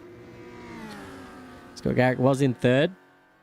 So just keep that in mind. Let the race directors know once the dust has settled, because I've been in that race directing channel, and everyone is speaking at once. So it's his ticket backlog is as long as your arm at the moment. So he's fiercely working behind the scenes to get it all done. I think my co-commentator Zach O'Reilly's in there helping him out at the moment as well. But I don't know. What do we want to talk about, chat? We've got a little bit of time to get going. Got a bit of time to get going, and the news on the wire is, ladies and gentlemen, there will be an hour's race coming your way. And in the grand scheme of things, 4 hours of racing combined with a 30-minute loss prior to, and now a 40-minute loss prior to, we're going to do 1 hour of sprinting to the finish. Compounds, whatever you want to do. No strategy needed in terms of driver swaps. Just nominate your driver and go out and have a good old-fashioned crack at the mountain. And that's what we're going to have to do. We have got drivers being kicked for no reason. We are getting other drivers having problems entering the server, as you know. And the server will be down for a couple of minutes here. And that means, Chris Monroe, we have got plenty of time to talk absolute nonsense. Yeah. For a little bit of time here at Simstation TV. I can't wait for that. We're pretty good on the old. Yeah, I'll tell you what. If it's a 1 hour race, it might be worth getting all drivers out there on track. That's a good point. I'll be right back. Yeah. Forget who suggested that in the chat. Harley Marshall, 90-minute sprint, all drivers. Yeah, sounds good to me. I think that's what we're going to try and do, but make it an hour. So by the time we were originally scheduled to finish was about 9 p.m. So I think once that's all set up, I think it might just be that around 9 p.m. anyway. So once again from everyone here at AK Racing and at Sensational TV viewers, we are apologising again for all the madness. But well, I'll tell you what, madness is going to come. Yes, sorry, Chris. No, I don't mean to cut over you. I really do not. I'm sorry. No, I'm really sorry. It's fine. It is going to be an hour sprint, ladies and gentlemen, but that means we have got every single driver on the circuit for the hour sprint. Here we go. Now we're going to get some excitement coming our way. The wait is going to be worth it. I guarantee you, Chris. Yeah. We're going to be on for a sensational stream to finish off an hour at Bathurst, an hour sprint with looks like to be what have we got? We have got at least 42 drivers will be on the track and now hunting around. It's still going to be a points position finish, so that top 3 is still applicable, ladies and gentlemen, for where the points come. So it doesn't matter if you're a top 1, 2, it's going to be points in the end that will get you across in the grand scheme of things. So it's going to be awesome. But 1 hour sprint coming our way very shortly, Chris Munro. Yeah, I can't wait for that. That I know will go off without any bugs. So yes, again, there's no words to say, and I apologise profusely. We all do here from AK Racing and Sensational TV that this hasn't worked out the way that we envisaged. But I'll tell you what, the next time we do something like this, it will be thoroughly tested, and hopefully all these bugs ironed out. But then again, the next time we do a big Enduro, it might be on the new Assetto Corsa when it comes out. And I imagine all the bugs are well and truly ironed out of that game. Hopefully by the time that ends up in our hot little hands. But that, again, is a conversation for another time. Angus's Trains in the chat asks when the Gen 3 mod is coming out. Well, your guess is as good as mine, mate. Still tinkering. But when it does come out, rest assured it will be as good as possible. No further updates required, and no dragging out the process for extra Patreon money. Whoopsie daisies, keep my lawyers out of it. Let's move on, ladies and gentlemen. Zach O'Reilly, what are we expecting here in this hour-long race? Well, 42 cars on track and a lot of angry drivers, I would say, unfortunately, which is... It is a bit frustrating. We get it. But ultimately, it is a game, ladies and gentlemen.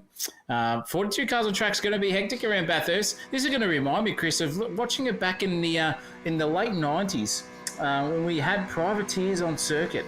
We had at least 45 cars on track in real life at Bathurst, driving around with their privateer cars. You had AU Falcons, you had VTs, you had VSs, you had ELs, you had EBs. Yep. You had everything on the circuit. And with these guys doing that for another hour around the Mount Panorama, knowing that it is just strategy, do whatever you want, soft tyres, super soft tyres, we're going to see some strategical masterclasses here from all in sundry, and everyone's having a good crack by the time we get. I'm excited for that. It's really going to be a sensational event. Yeah, hopefully it ends the night on a high note, really. And hopefully everyone can be happy with that, and I'm sure they will. Once they all get out there, they do get an hour to have a good old crack, and gee whiz, the safety car has absolutely binned it there big time. He's falling through the map. I don't know what's going on there. He's having a hard time, the old safety car. He's back. He's half there. There's smoke pissing out the back of that Raptor. It's in true Ford Raptor fashion. Pissing out smoke. One wheel. Yeah, absolutely unreal. Look at this. It's diving into the concrete. Oh my goodness me. It does have one wheel. That's why he's scraping along the ground. This is not going to end well for him. Through the S's. Holy moly.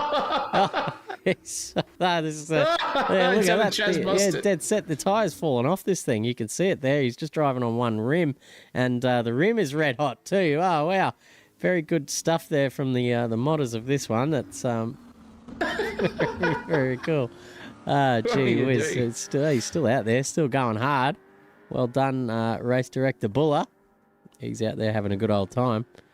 Look at the speed of the thing coming down Conrod Straight. It's already hitting 300k an hour with 3 wheels on its wagon. Yeah, He's trying to keep it on the circuit as he comes across. And look at it doing endos as we come across the top end of Conrod Straight. How's he going to get it turned in here to get around the chase? I'm not sure. He's gone straight up the circuit into the sand trap. He's trying to jump the end bit and he can't get there. And he's hit the wall harder than a $2 hooker.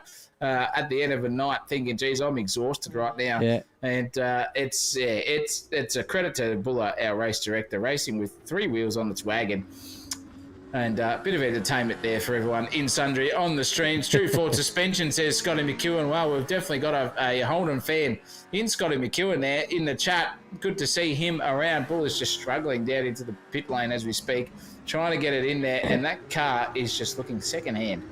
Maybe even third hand at the moment. It looks like some of the gang members have just stolen it out of someone's driveway and decided to take it on a couple of robberies. Popped it. And popped the tyre and done everything you possibly can. Oh, there you go. That's a lap of Mount Panorama in the AK Racing safety car. Definitely maybe a few little upgrades under the hood of that thing. You see how fast it was going down the straight with 3 bloody wheels. Unbelievable. But back out there is Alex McEwen, just getting a little bit more practice in for the 1 hour that's about to happen. Behind the scenes, the guys are getting the server all set up, so hopefully a seamless little transition into the next race. Hopefully we get most of the guys back out there for a little rip around the mountain. An hour would be great. Well, I'll tell you what, there's 30 laps at least coming your way, ladies and gentlemen. Yeah. Of hardcore racing, if they can keep it together. Safety car might come out with everyone hot under the collar on super soft versus soft tyres. Wonder what we're going to see there in the grand scheme of things. We know that about 17 laps or 18 laps is it for the bloody soft tyres, and then they are dead as a doornail. So they're going to have to come in at some stage. I reckon maybe. At this point in time, it's time for some musical, I guess, brilliance from Chris Munro. He's going to do some beatboxing here on stream for... No, I'm joking. He's not going to do some beatboxing. But we can do whatever we want here. A safety car is definitely an unsafety car, as Mr. Hughes has said in the chat there. That's comment of the day. I love that. Absolutely. Yeah. I wish we had a graphic for comment of the day, but... what an absolute barnstorming event here. We've got 3 cars circulating, doing their own sort of thing. Just getting some laps in, as we can see. And it's all happening because the server the guys in the race director are having to manually enter everyone's GUID for a separate 1 hour race. So it's going to be a little bit of time, but that's okay. We've got nothing but time here. It's a Sunday night. Yep. It's not even 8 o'clock yet, ladies and gentlemen. No, still early.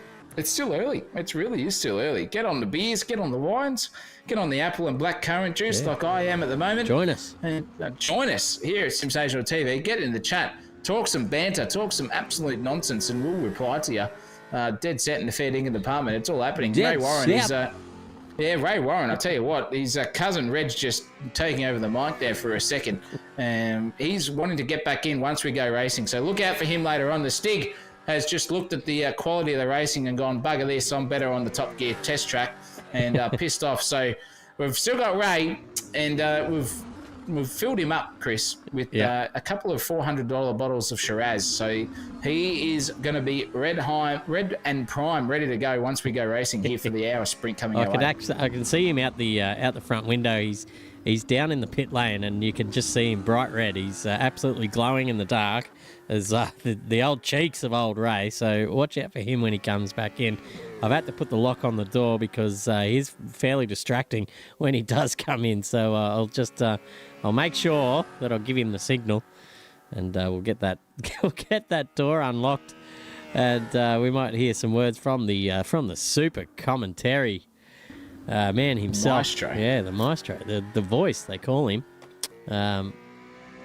But Richie Benno would probably have a few things to say about that one. But, Yes, we might get Richie in next week. Yeah, Richie will come back next week. I reckon we'll get maybe some Tony Gregg and maybe Max Walker. We've got all the cricket guys wanting to get in on the action because it's not officially the season for cricket yet. It's winter, and well and truly in the winter time, summer is coming hot, and the guys in the Channel 9 commentary box position are looking for some extra work on the side. So we'll see some of them having a little crack here, I reckon, on the stream, and we'll see what they can do when they come to motor racing, Chris. It's a bit faster pace here than just the bowler just trundling back to his marks there. The guys looking around the field. It's 24/7 action here on the racetrack. We'll see if we can put them through their paces in the future streams coming our way. Certainly a little bit of a change of pace, but it's something where I'm used to there in the commentary box there. It's calling Test cricket. It's kind of like McGrath changing to SK Warne down the far end of the Sydney Cricket Ground. 2 for 22 as always. Well, Richie, give us some insight, Richie. I know you're watching live from your calm 6 feet under grave. I don't know how you are still alive, me old son, but tell me, what is it that makes motorsport a little bit more exciting than the old Test cricket that you are used to commentating on and playing on back in the day? Well, I'll tell you what, Zach O'Reilly, I never said it was more exciting. I tell you what, when Mr. Warne comes in to bowl and gets his 5th wicket of the inning, there's nothing quite like it. It sends the excitement right down the bones of me, whether they're 6 feet under or 6 feet up, if you know what I mean. 6 feet up. Tell you what, Richie Benno, ladies and gentlemen, here has given us the iron rod treatment and told us where Mrs. Benno gets her enjoyment from in the bedroom. Back in the early 80s and the late 90s, I reckon. I think by the time, Richie, it came to the 2000s, you were as cooked as a chicken in a turkey baster at that side of things in the bedroom department. Unless I'm wrong, please give me some inside information. Oh, yes, Mrs. Benno was always very accommodating to me, and it was always a good thing to see. But sometimes we just have to go down the... Richie... Oh no! There you go. He's just where'd he go? He's just wandered off out of the commentary box. He just dementia's got the better of Richie. He's gone there. He's dead set. He's just muttered his way down the back stairs. So I guess see you later, Richie. We'll see you again next week, maybe. Gee whiz. He's doing his best Joe Biden impersonation there, but maybe the dementia getting the better of him. Well, I'll tell you what, I reckon if Richie was in the commentary box for any longer, I reckon Max Walker would have come in and got the baseball bat out and started clubbing him over the head, trying to get back into the central commentary position here at Sensational TV, because those two have had some past history. And it's not fun. I mean, if Kennedy Sutcliffe was in here, I'll give you the hot tip. He would have been knocked out before the first word was muttered out of his mouth. And it's good to see the old cricket aficionados getting back into the box there. And it's good with Richie looking like a dead set skeleton, no skin, no heart, no brain, nothing. It's surprising that he can operate with a vocal cord at the moment, being 6 foot under for a couple of years, Chris. It's just a credit to him on the old marvellous man that he is, Mr. Chew for 22. It's hard to keep a great man down, as they say. So all the best to him. I hope he finds hope he finds his way home. I think someone out there will hopefully put him in an Uber, and he'll find his way back home safe and sound. Tell you what, speaking of safe and sound, we're clicking down now to the commencement of this 1 hour race that we're hopefully going to get kicking off soon. The boys are busy working their way behind the scenes. The boys there in Project 4 are practicing their... Oh, look out, we've got another infiltration. Hey, Max Walker, it's Tony Gregg. No, it's old Max Walker here for you, Jen. Yes. It looks like Lucas Gers just spinning the wheel left and right, upside down, left, right, whatever one of you call it. And just circulating beautifully around here at the Mount Panorama Circuit. I'm very excited here, and it's good to see excellent production there by Mr. Richie Benno himself. He just loves to get into the commentary box. I'll tell you what, I've been given the nickname Tangles, And it's for good reason here. I've got a bush growing right out of my pants right now. I give you the hot tip, Chris Munro. But when we're coming into the racing side of things, can we get a bit of excitement here? I think the one-day series is coming up later on, and I'll tell you what, Max Walker right here is excited and very, very good on the commentary box. I think Zach O'Reilly is in a bit of trouble here. My dulcet tones are just brilliant when it comes to some sort of dead set in the fair dinkum department. If I could quote where I am myself, the sensational commentary position. What do you reckon, Chris? Oh, mate, I'm happy with the dulcet tones there. You could just tell you what, if Max Walker was available to do some audio books, I wouldn't mind that. A bit of, what do you reckon, a bit of War and Peace narrated by Max Walker. That'll do the trick for me. I'll give you the hot tip. Well, you know what they say about everyone in sundry there, Chris. When it comes to some Max Walker specials, we just love to get in a bit of sexual innuendos, get the old vermilion-tipped kidney prodder out and about whilst we're reading some sexual kind of books there, and that's where I definitely come into my own element, as you would speak there. But the cricket is definitely where we want to be on the grand scheme of things. But I think my old father, Frank Walker, is just wanting to get in on the commentary box position, but I'm trying to keep him out here. I've got the baseball bat. You can hear me whacking it against the bench, as we say, and I'm not letting the old man in. He's just a dead set flog. Well, that's what makes the difference, ladies and gentlemen, as they say in the old days.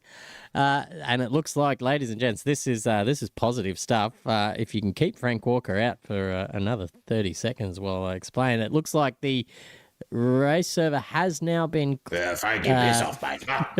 It's been ticked over.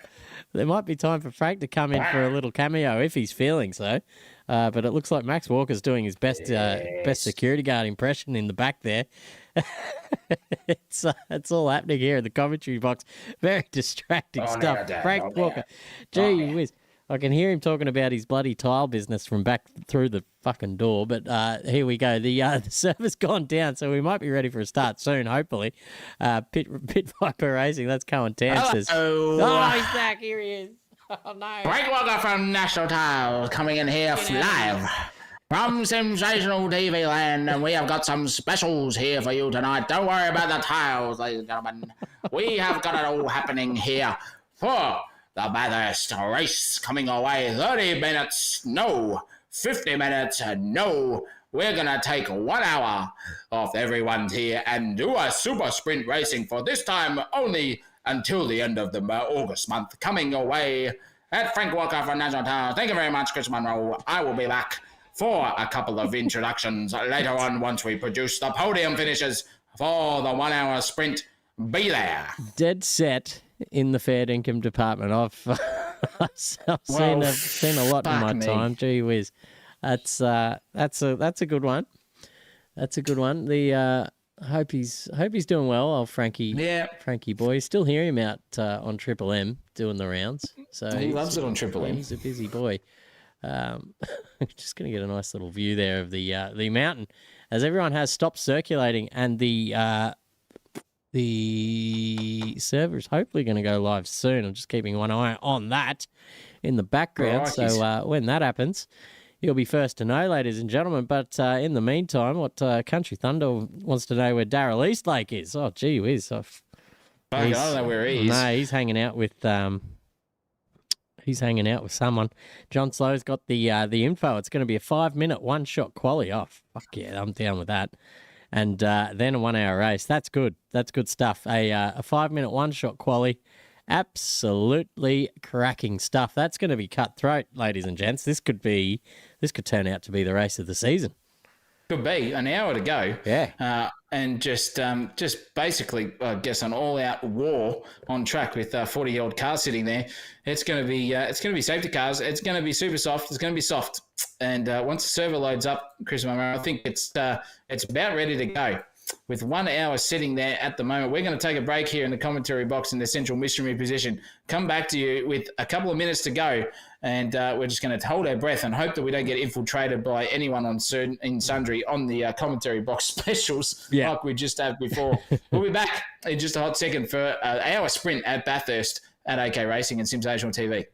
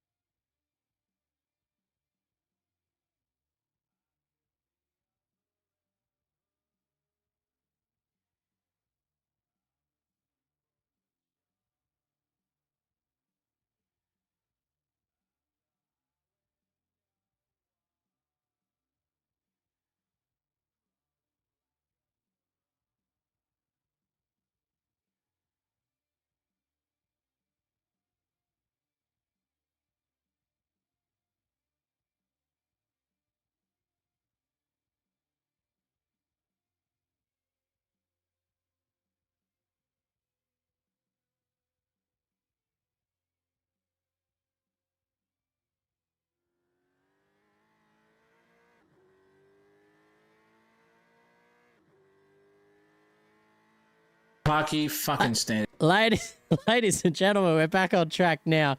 Thank you again for sticking around. It's been an absolute shit show here tonight, but hopefully from now on in, it is all well and clear sailing, because we're out here for a 5-minute hot lap competition now. One shot qualifying, one lap, one chance. I've just read that Mello and McEwen are both doing a DNQ because why not? They've got an hour to carve their way through the field. But we're following Fabian Fitness around now for his out lap, or actually it looks like he's on his hot lap now because he's absolutely fanging it. And the server is now fully populated. We've got 40-odd cars out on track, all vying for a little bit of a position here to get one lap and one opportunity.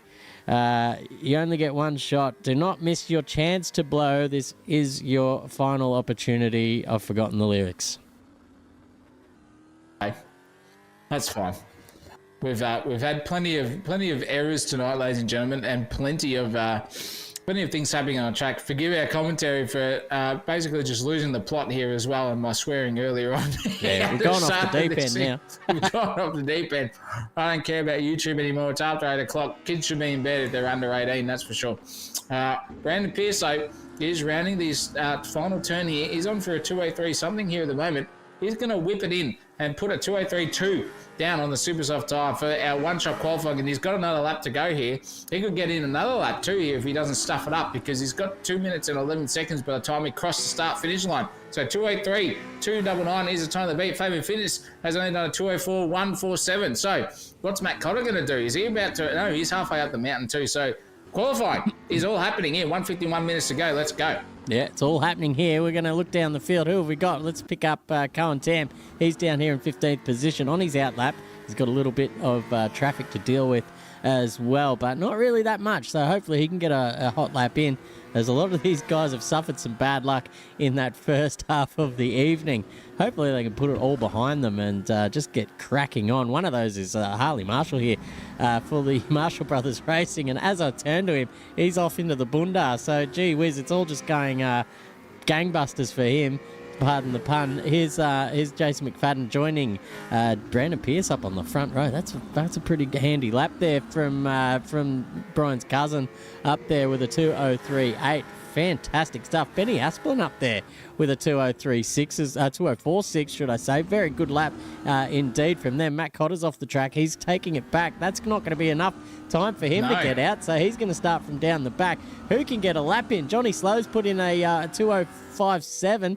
That'll get him 6th position provisionally so far. There's 44 seconds to go in this session. It's absolutely cutthroat out there. The poor bastard Steve Marsden has gone out on softs. And he's done it again. He's done it before, ladies and gentlemen, at Bathurst. And it doesn't matter because Lachlan Grant now has picked Brandon Pierce for first place. 203.127. This is pressure point stuff here. Don't you worry, ladies and gentlemen. This is where it all happens. And with only 20 seconds to go in qualifying, we're going to see the biggest mixed grid you've possibly ever seen here at AK Racing. By the time that counter clicks down in about 11 seconds' time, we are done and dusted. Brandon Pierce goes back and puts a 202.916 in for his final stint. He's in the pits. He's done. He said, no, thank you. That's it. Lachlan Grant, however, is going to have another good hot crack here. He's got one more lap left on the thing as the checkered flag is waved now. Baby Fitness is done. Benny Aspin's done. Phil Dalton's done. And then further down the field, Hanley and Matt Cotto. Matt Cotto's going to start from near on the back. He's just going to have to do a DNQ as well as. But Lachlan Grant, have a look at this, Chris. He is 2.5 tenths up.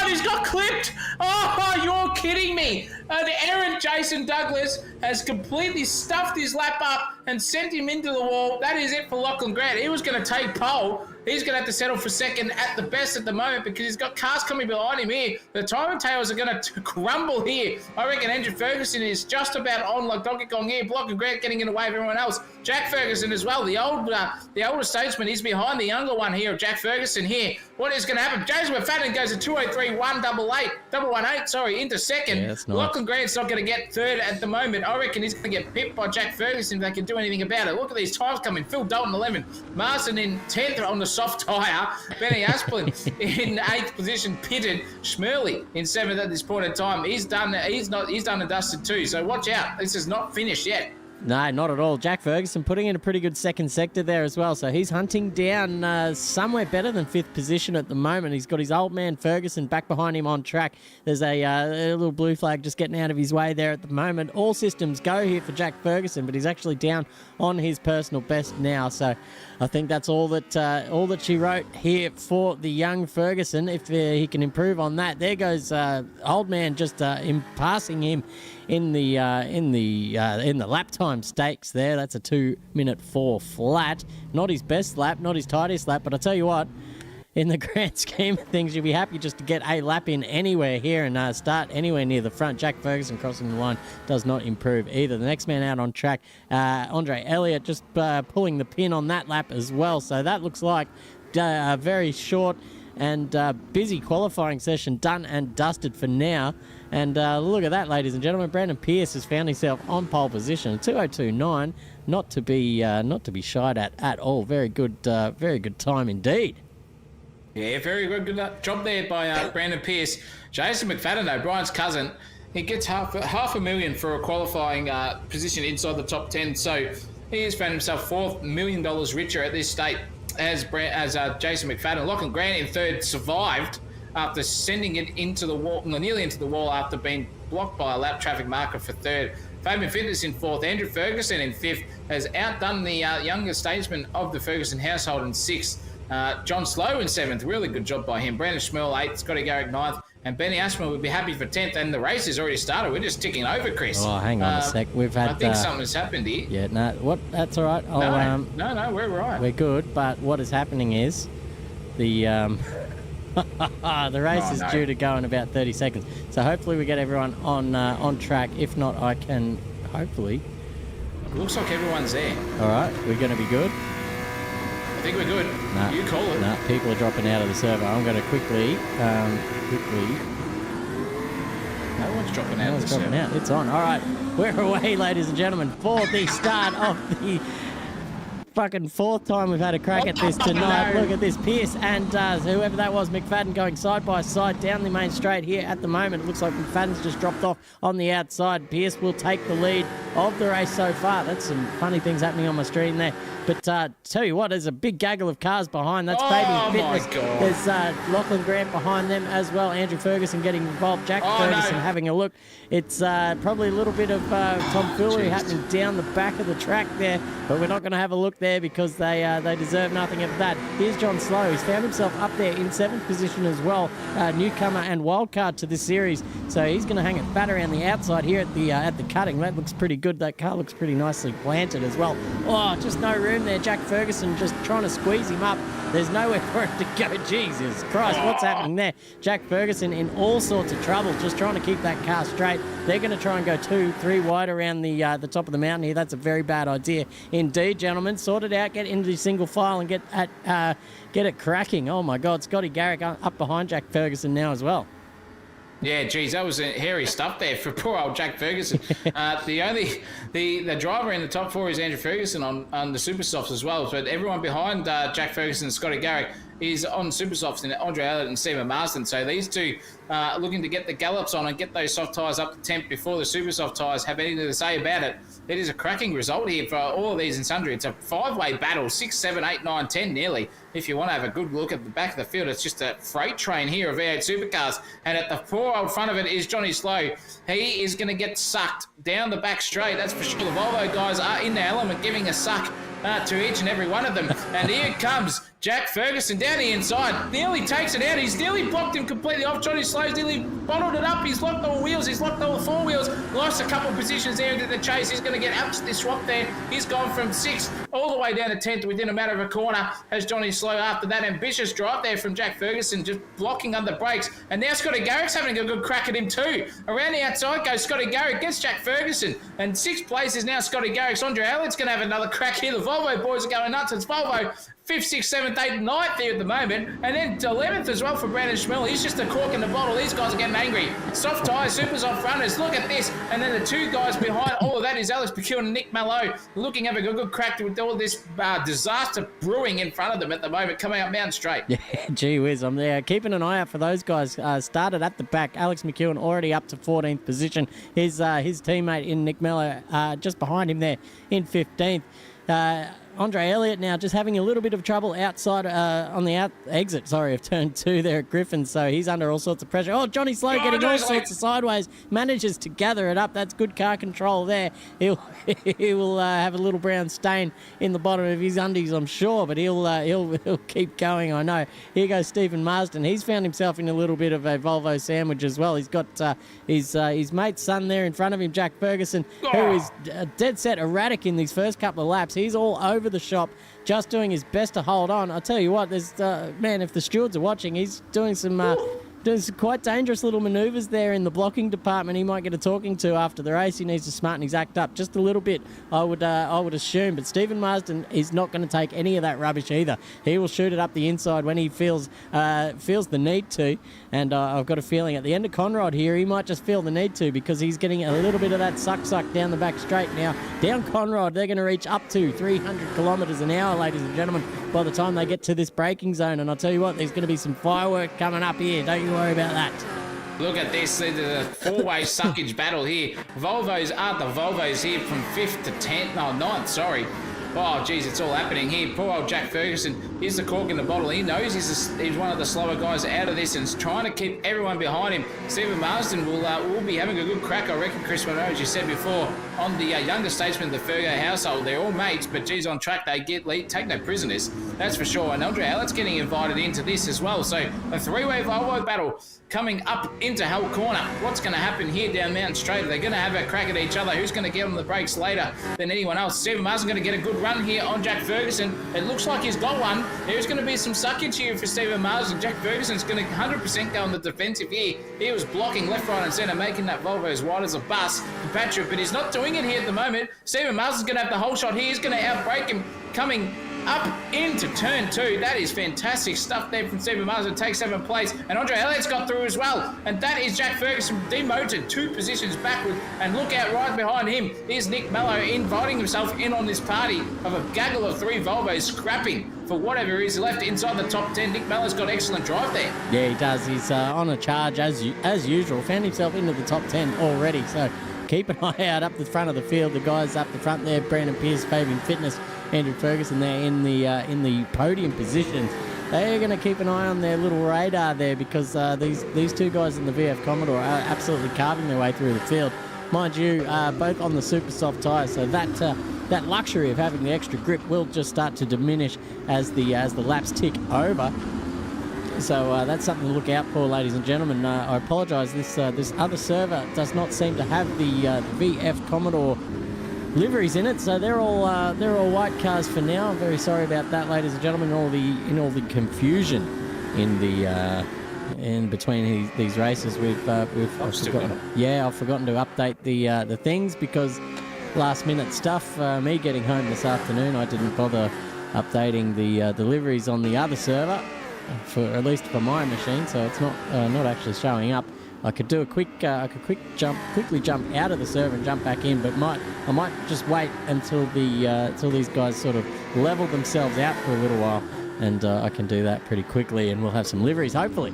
But until then, here goes who's that? Jack Ferguson just getting passed around the outside by Alex McEwen, and he's got Clayton Pine up his ass as well. It's all happening. Andre Elliott's had a bit of a he's come a gutted there, and he's losing positions by the absolute bucket load. There goes Dalton and Schmerl through on him. So not having the best of starts is Andre Elliott. No, he just completely lost it himself there. He full on just oversteered out of the final corner, and that was not ideal for him. He's lost about 8 places there as Andre Elliott, sitting in 14th now. So bad mistake there from Andre Elliott in the super soft tyre. He'll be ruining that, because he was charging his way through the field, and with the better compound on at the moment, it's all happening. And I'll tell you what, it's happening at the front. Chris Monroe, Andrew Ferguson has got past Fabian Fitness, and now is on the charge to hunt down P1 here for Brandon Pierce. This is good stuff from Andrew Ferguson. Looking up the rear end of his car is just a sight to behold. That Volvo is now fighting for the podium positions, and we know what happens in the podium positions at the Fergo household. If anything happens, there is some dead set celebrations for the next week and a half coming his way. There will be anyone in sundry, you name it, you pay for it, they'll be there at the Ferguson household. And he's looking very, very trim and proper here. He's got at least another, they pulled half a second over the mountain alone over Brandon Pierce for position 1 and 2 is a dead set a battle on to behold. Lachlan Grant's also got past Fabian Fitness too. Fabian Fitness is sliding down the field. Where is his teammate Matt Cotter in 19th? Having an absolute gutser down there is Matt Cotter. He can't help on Fabian Fitness in 4th at the moment for anything in sundry. So it's just a rate of attrition here for our guys up in the top 10. Where are Nick Mallow and Alex McEwen going to finish this race? Absolutely. Sorry, mate. I'm just doing a few things on the uptake here, but we'll see where he finishes in the grand scheme of things. Things just starting to settle down now after that first initial sort of charge of the bulls around the first few laps. I have to comment the driving standards have dipped a little bit, and it's a little bit disappointing to see Zach O'Reilly after everyone kept things nice and tidy in the Enduro server. Once we clicked over to this sprint, it's all gone to their head. Poor old Clayton Pine has now copped a drive-through for speeding through the pits. That's put a dampener on his evening for sure. Oh, yeah. I tell you what I might even do is I'm going to do a quick in and out of the server, ladies and gents. There are very many VF Commodores on the track, and none of them have liveries on. So a quick fix for that is hopefully just a quick reset on my end.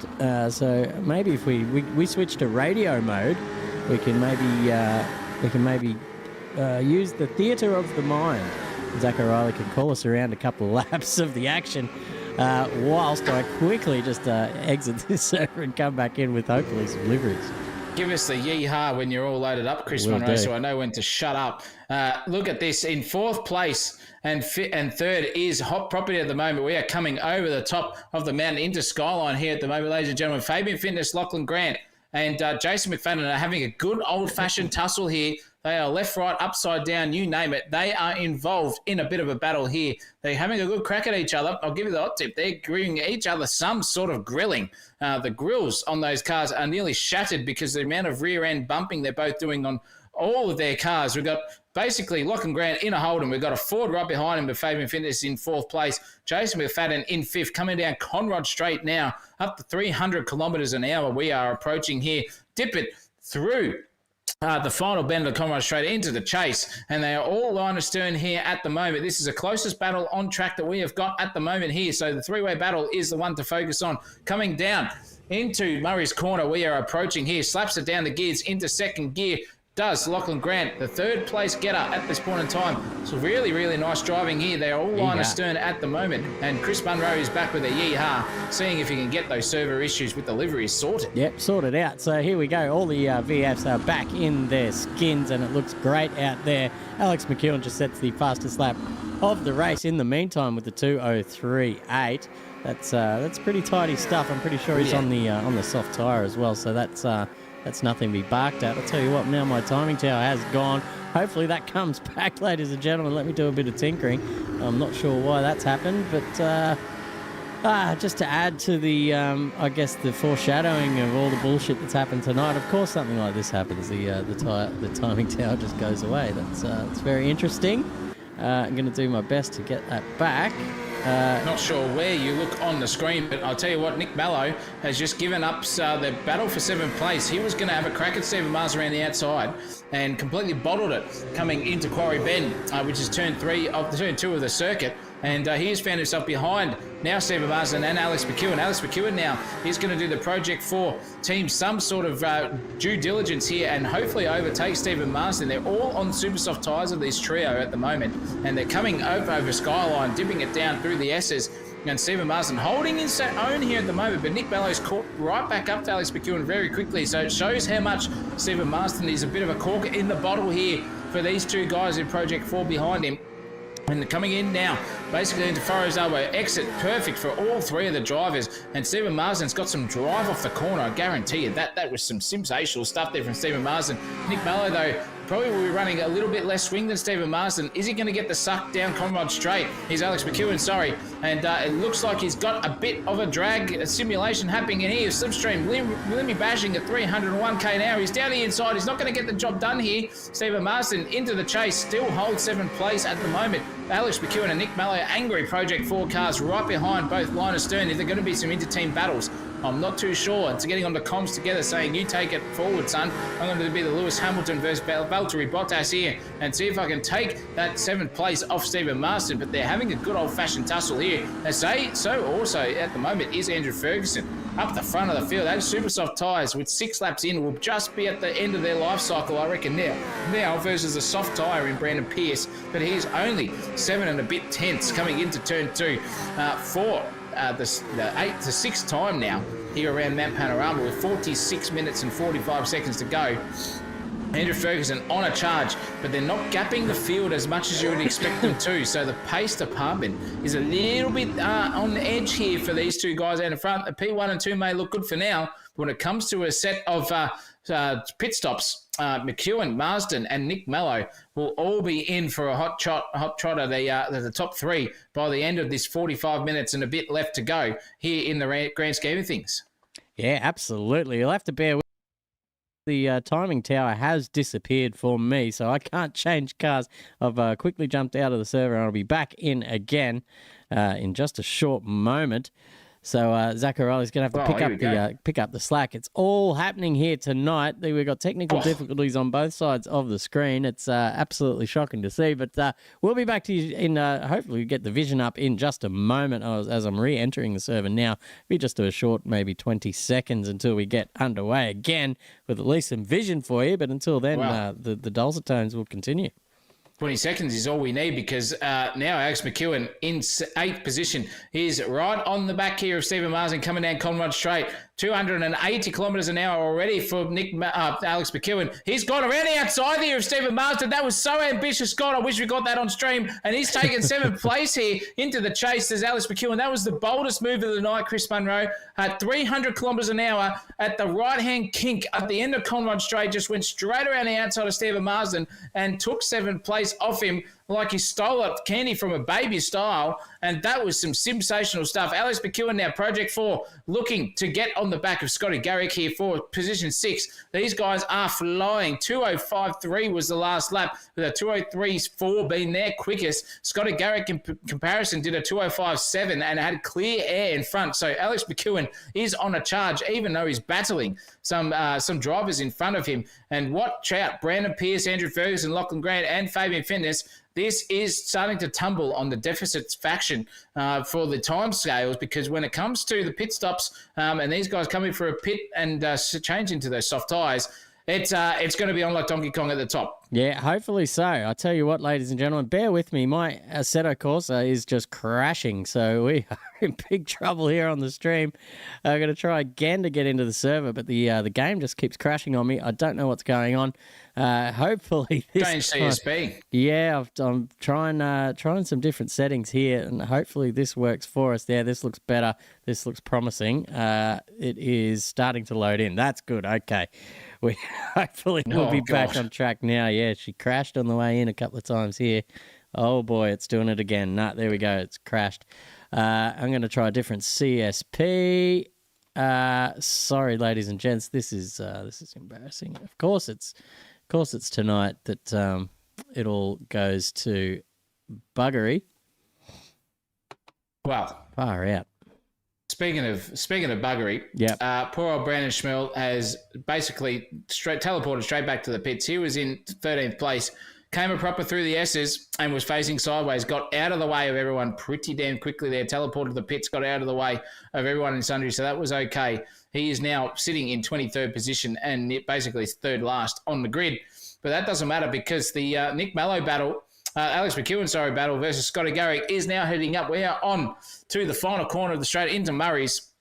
And Alex McEwen is hot on the collar here of Scotty Garrick. You can imagine nearly 2 lengths of a car between himself and Scotty Garrick and Alex McEwen. That is all the gap is here at the moment as we come into Hull Corner. Heavy braking down into second gear at the moment. Scotty Garrick looking very, very good out of the drive, but Nick Mello right behind Alex McEwen is dwindling away. He has not got the pace at the moment of Alex McEwen. So it looks like it's Alex for Project 4 to get it all sorted. Stephen Marsden in 10th.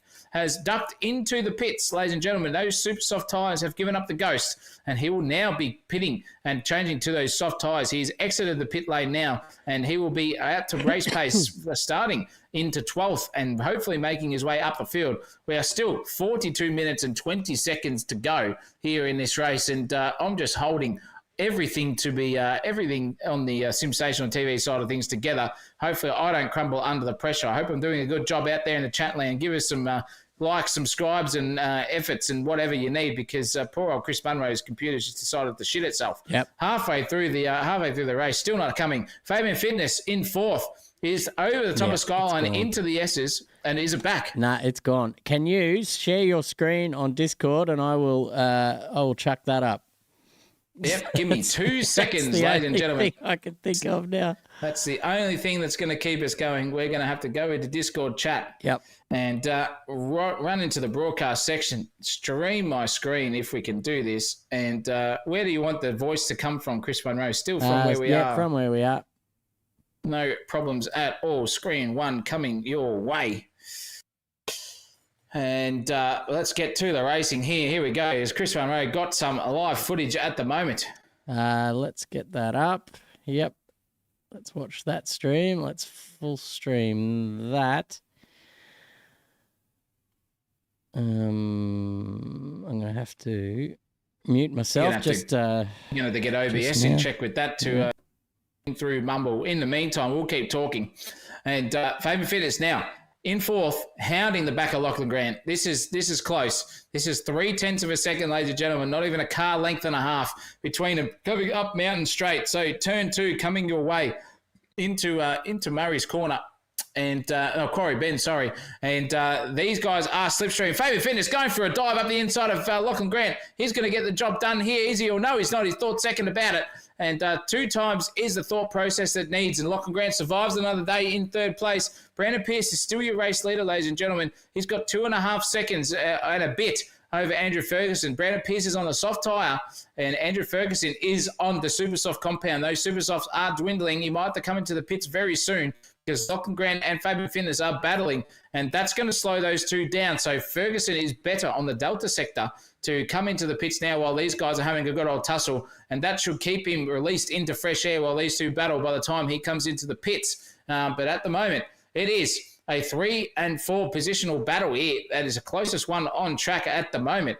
And these guys are not giving each other an inch at all, Chris Munro. No, certainly not. And we have vision now up for the viewers at home. Sorry about that. It's just it's part of the deal tonight. But I tell you what, Fabian Fitness is up behind the back of Lockie Grant there at the moment. There goes Fabian Fitness around and tries to flick it around, but just reverses it straight into the fence. Oh boy, that's unlucky there for him. He's gonna just get on the brakes there. Oh no, disaster. That's Braden Moore just copping it as well. That's a lesson there to be learnt for everyone. Just hold those brakes and do not move on track until there is clear air behind you. In the meantime, Alex McEwen is up behind Scotty Garrick now, giving him the hurry up. These guys have, mind you, Alex McEwen and Nick Mello, who's just behind him by a couple of seconds, have come from the back of the field. That's 40 cars. So what's that? 34 positions made up in a matter of 10 laps here from these guys. That is absolutely unbelievable stuff. Yeah, that is incredible stuff. And look, when you look at the pace difference between them all, you just wonder how the hell these guys can get that pace difference and keep it clean and avoid all the carnage. But they've done that, as Alex McEwen and Nick Mello. So they're doing an excellent job at the moment. And Alex McEwen is hot under the collar of Scotty Garrick. I'm looking at the timing tower to see where Mr. Cotter is, and he is in 9th place at the moment. And a bit of a gap there between himself and the guy in front of him, Phil Dalton. And Fabian Fitness is coming to the pits after that disastrous sort of event there as well. But his teammate, Matt Cotter, in ninth, hoping to get some points on the board for Send and Defend Motorsport. When it comes to the grand scheme of things, these guys are quick, but the consistency is where they need to get a bit more improved on the grand scheme of things, Chris Munro. But I reckon let's have a look back here into the field. Let's see what the Marshall Brothers Racing are doing at the moment. Yeah, where are they? Down here in 17th position is Jesse Marshall, and he's doing a good job. He's beating his older brother here at the moment as well, who's down in, was that 22nd at the moment. So, geez, it's things are going from bad to worse there for the MBR garage, and poor old Ronald still in the chat there. He's he's showing us a bit of sympathy there as well.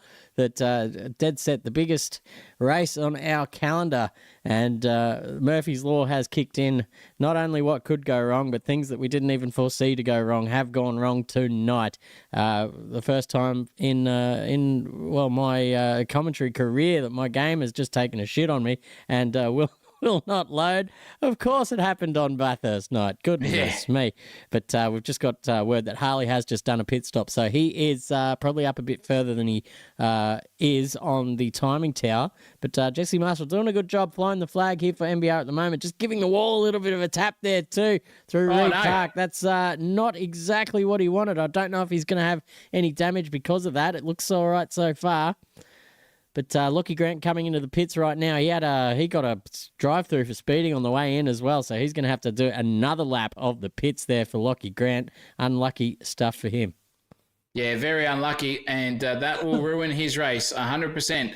That is a circular view of Lachlan Grant, and he's not going to be happy. I'll give you the hot tip. Once he gets back on track, he will not be a happy man, that's for sure. But look at all the people coming into the pits at the moment. We have got Nick Mallow in the pits. We've got Lachlan Grant in the pits at this point in time. Alex McEwen stuck out there and finds himself in a net fourth place at the moment.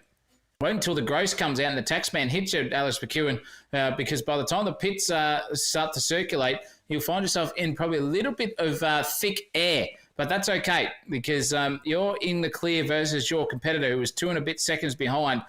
And it's looking very, very promising here for Alex McEwen. That is for sure on the super soft tyres. I don't know how he's managed to keep them for 11 laps, Chris Munro. Yeah. That is some sort of feat in itself. Yeah, it certainly is. As we've seen tonight, the guys that push the super softs towards the end of their stint, they're really on the ragged edge of grip.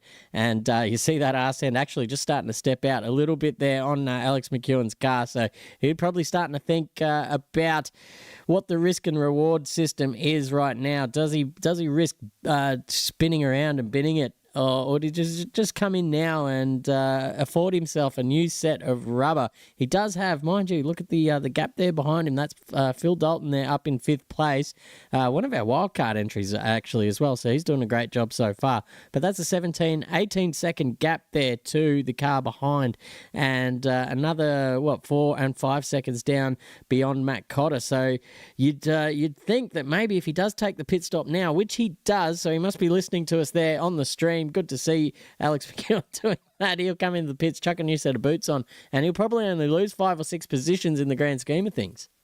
Yeah, well, he was 2.5 seconds down on his Delta compared to what his best lap was on the super soft tyres. So definitely time for him to come in and have another pit stop. But this guy in front, Chris Munro, is Brandon Pierce, and he's simulating a very, very good impression here of a consistent driver so far tonight. Hopefully we don't commentator curse him. It looks like he is set in the rhythm at the moment. Bit of clear air in front of him at the moment, a little bit of a back marker coming up, but that's okay.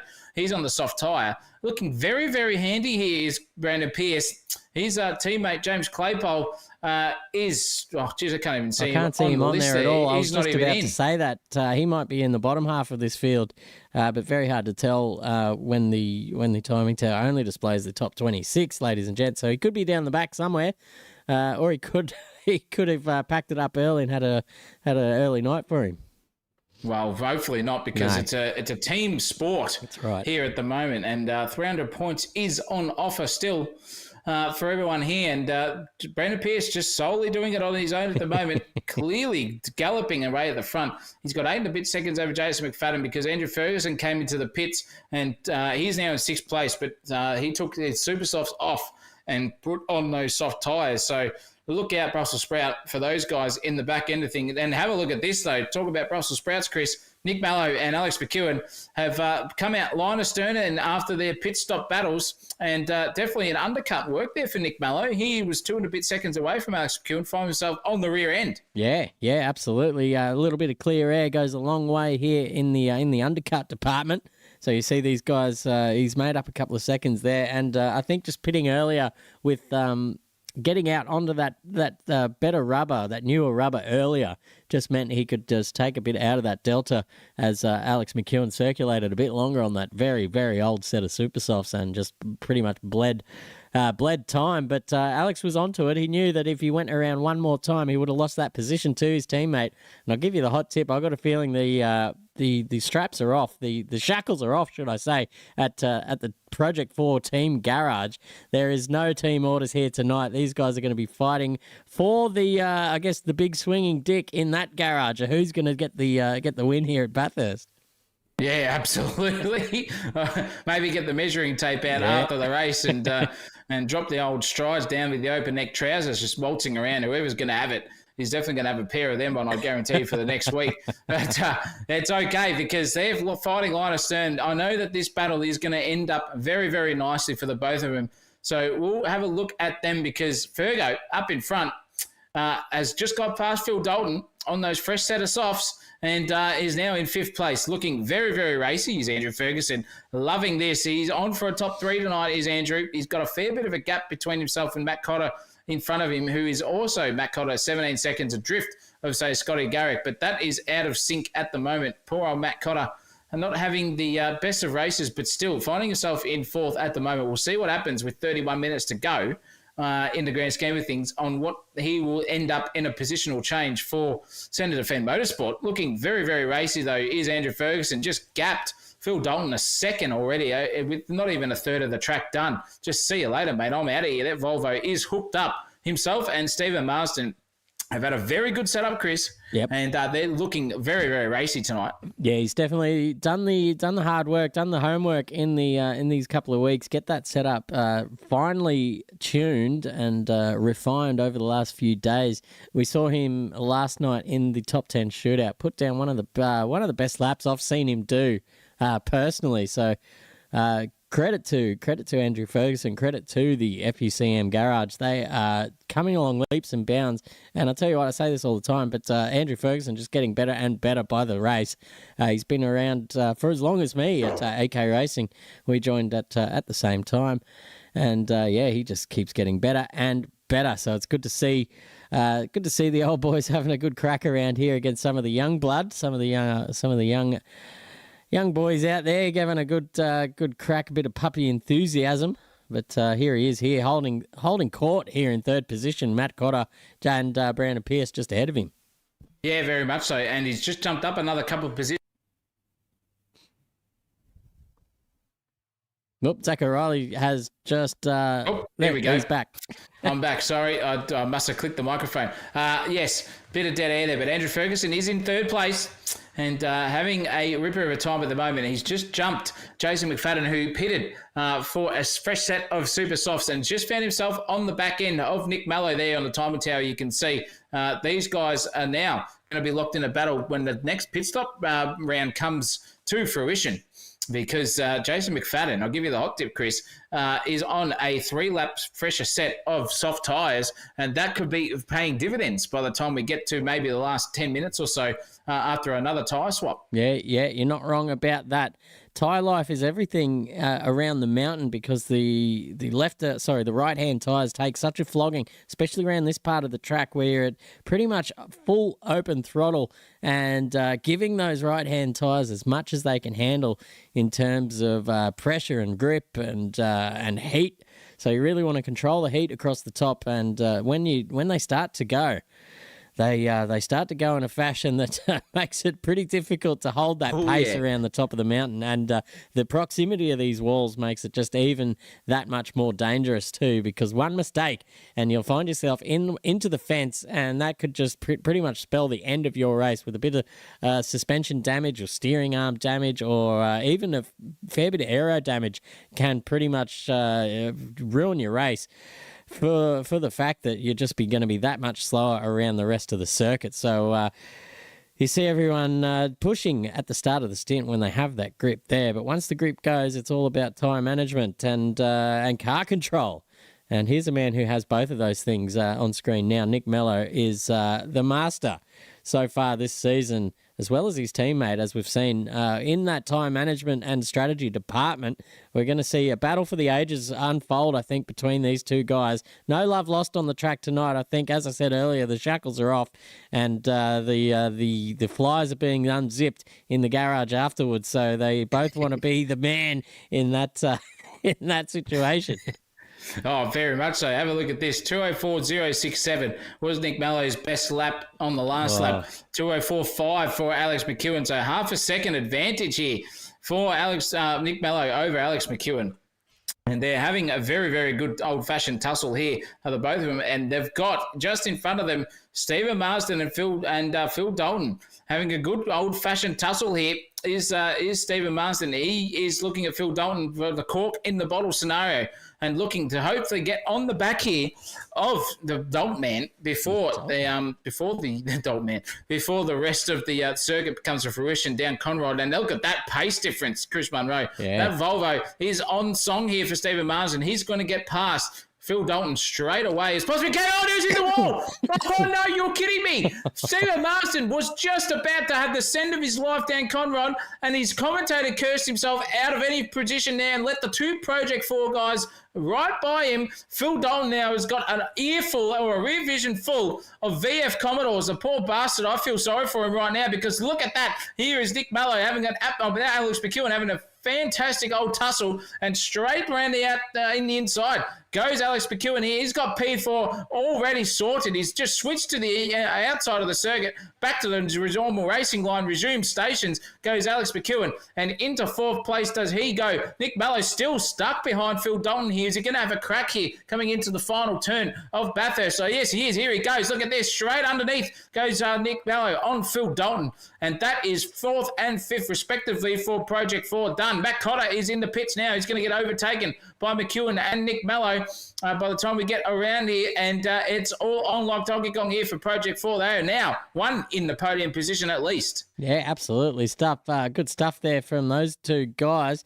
Phil Dalton just hanging with them too. Yeah, he's not going to wave the white flag just yet. Speaking of white flags, we've got some bad news out of the MBR garage. Just more bad news again out of that outfit. Harley is out. They've had some steering damage, and they've chosen to retire that car for the night. What do they call it? The mechanical bill is just too high for that garage tonight. They're going to call it quits and try and get that car fixed up during the week for the next round. So that's bad luck, and commiserations to the MBR garage because they always come in, put their best foot forward, give 110% in the effort department, but just today was not their night. Similarly to the server and the stream. But I'm glad someone's having a good night. And I'll tell you what, who is having the best night so far is Brandon Pearce out in front. He is 30 seconds clear of Andrew Ferguson with 24 minutes to go, ladies and gentlemen. He might be eyeing down his first victory here in the V8 Supercar Series. Yeah, look at that, 28 and a bit seconds, and I think he's peeling off into the pits now. Beautiful timing there for us to see what the pit stop does here for Brandon Pearce. Hopefully he doesn't overshoot his marker or speed in the pit lane. He doesn't. He has got that down, nailed and pat. That is some beautiful woodwork there from Brandon Pearce. In he comes now. He's going to swap onto another set of softs. I would say it'd be stupid not to do anything else for Brandon Pearce. Just ease it into the pits there. Let's see where is Andrew Ferguson? Here he is. Look at that. He's coming down the chase already. He's about to enter into the final corner in Chris Munro, and I think he's going to be able to take the lead straight off Brandon Pearce, but however, out of sync as well. This could be a pit stop battle to the end. Yeah, absolutely. As you see, Ferguson just overtaking Pierce in the pits. Is Pierce even moving yet? I think he is now. So there you go. There'll be about maybe a 6 or 7 second gap between him and Ferguson once that all levels out. But look, he's got his own problems in the form of 2 red-hot VF Commodores coming up behind him in his rear vision mirror here in the on the mountain straight. Yeah, absolutely. They're having a good crack at the Project 4 guys. Yep. They can see the cold tyres of Brandon Pierce in front, edging ever so closer. Here is Alex McEwen. That is some sensational driving here. He's going to be very vulnerable here for the first lap in a bit, is Brandon Pierce. What's he going to do? Is he going to oversteer or understeer wide? He's nearly understeered himself out of a position already coming into the top half of the Bathurst Mount Panorama circuit. Look at the pace difference on cold softs compared to hot softs. Alex McEwen just hounding the rear end. That is as close as you want to get. Alex McEwen's going for a send. You are kidding me. He has got the job done now on Brandon Pierce. That is move of the night, Chris Munro. And Brandon Pierce is going to have to settle because I think he's going to lose 2 places here. Oh, no! Nick Mellow's just sent it into the wall. Brandon Pierce has survived somehow. Alex McEwen is in front. A bit of servo lag there, having a bit of a proper, making us look like the cars are going off into Uranus. But they've found out that they're getting back into the circuit and the rhythm of things here. Brandon Pierce survives for another bit. I reckon Nick Mello would have shat himself thinking that Brandon Pierce had just sent himself into Narnia. They survive. Brandon Pierce now is going to be on in the vulnerable position here of a suckage down the back straightaway of Conrod it is. And look at Nick Mello. He's already up to 270 odd Ks an hour. Look at this. Brandon Pierce is going to have to just stick there and back out of the throttle because Nick Mello's got the inside run and taking that position straight off Brandon Pierce from first down to fourth within a lap and a half for poor old Nick. Oh, geez, I can't even get it right. Brandon Pierce and Nick Mello and Alex McEwen, Project 4 in front. Ferguson, however, still got a 6 and a bit second lead at the moment. Is he out of sync or what at the moment? We'll find out by the time he can survive. See if he can do an old Fergo Meister and stick it fat for the whole race with 21 minutes to go. That's only, not even 12 laps on a set of softs. That's going to be a stretch and a half, 30 laps on a set of soft tyres for Andrew Ferguson. Will it come a proper and pay dividends? We'll find out because Alex McEwen has got 6.1 seconds up the road or behind the road from Andrew Ferguson to make up that deficit within the next 21 minutes. Yeah, absolutely. Let's say he's a second quicker each lap. That's times 6. That's, as you said, 12 seconds or 12 minutes, should we say. That still leaves an 8-minute deficit there for Ferguson to try and just hang on because actually last time around Ferguson was actually quicker by half a second. So he can do that for a couple of laps. He can buy himself a little bit of time. But then again, we might just have another round of pit stops coming. We're not too sure what the situation is with these 2 drivers here in Project 4. When did they last pit? It wasn't too long ago. Do they have enough fuel to get to the end? Do they have the tyres to get to the end? That is the question that remains to be seen, as well as Andrew Ferguson. The only one I'm pretty sure about that can get to the end right now is Brandon Pierce. Yeah, very much so. He's sitting in fourth, fresh set of softs on. He's only a lap and a half, 2 laps old now for Brandon Pierce's soft tyres. So he's got the grip edge over the Project 4 guys in front of him and Andrew Ferguson too, if you don't mind. And that gap has decreased by 0.2 of a second. If that pace continues, Chris Munro, Andrew Ferguson is still going to be the winner. But how long can those softs last? We just don't know. Or if Andrew Ferguson is just going to buckle under the pressure and decide to peel it into the pits. We'll see if he does it this lap. It looks like he is not doing that so far. Going around one more time, Trailer Park Girl style, Daft Punk style, actually, one more time. And Ferguson holding fat here for first place. The battles down the back are getting spicy because Clayton Pine is now in the top 10, ladies and gentlemen. He's just got around the outside of Hayden Cook and said, "Thank you, mother, for rabbits. I'm gone." And top 10 in the points for Flat Biscuit Motorsport is Clayton Pine. Sensational drive by him at the moment, just ploughing his way through the field. He was a fair way down, Chris, and finds himself in 10th at the moment. Yeah, it was a little bit of chaos after that short qualifying session. A lot of people out of position, as it were. So it's been a mixed sort of mumbo jumbo of positions here once the race got started. That probably contributed a little bit to the tomfoolery on track. which unfortunately caused one of our wildcards to call it quits. John Slow did not like the driving standards, but I saw what happened to him, and I sort of get where he's coming from. But since then, it has all settled down on track as people have found their pace, and the positions have sort of leveled out to where they should be in the pace department. So there's enough of that tomfoolery happening. But I'll tell you what, Cohen Tam here is probably rates himself a bit quicker than 17th position, and I do too, actually. I think he's probably a little bit out of position as well. Didn't have the best of qualifying sessions either. But let's be fair, a lot of these guys didn't do a lot of qualifying practice during the week, knowing that their partner was probably the one to do the qualifying in the top 10 shootout and all of that fun one-lap hot stuff out there. A lot of these guys have done all their practice on the soft tyre and full race fuel. So a bit of a cat thrown amongst the pigeons there with the way that the evening has worked out. But I tell you what, I'm glad we got some racing in, and there's still 17 and a half minutes to go in this one. Yeah, look out, Wednesday Cup style, 17 minutes for the final race. Yeah. This is all it takes here, ladies and gentlemen. And the Caucasian conqueror himself, as you said, hoping to be better than 17th. I reckon his pace is a little bit better than that too. So both of us in agreement. In the commentary box here at the moment, and he's just sort of on the back here of Bananarama. Yep. Mercedes-Benz in 16th place. Probably he want to be up close to the top 10 would Rick Banachek, but he's doing a good job here holding off the Mustang of Cohen Tam, and it's looking very, very promising for him. Let's see what the car behaviour looks like for the Caucasian conqueror himself. Just a little bit hairy under brakes there coming into turn 2. And it looks like he's got the whole shot here in the run on Bananarama. Look at this up the inside. Is he going to have a risk? No, he's not. He's just going to think better of it. Just hold the space, hold station, hold fat there, and see if he can get that job done. A lot of steering inputs there for Cohen Tam. And he's got Mr. Jesse Marshall right behind him. Oh. And then Jack Ferguson too's giving him a nudge. I think, oh no, that was Fabian Fitness. No, it's not. Can't even believe what's going on here. My time tower stuffing me up.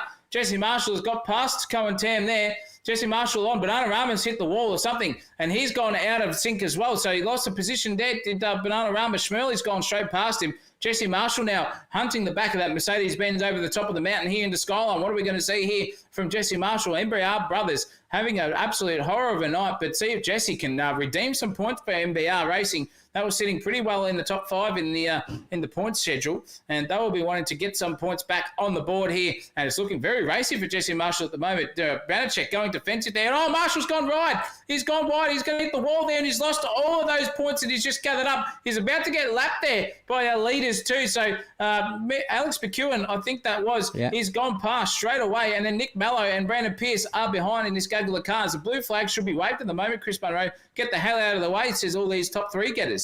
Yep, and if Ferguson's watching this going along too, he'd be saying, no, don't get out of the way, just buy myself a little bit more time.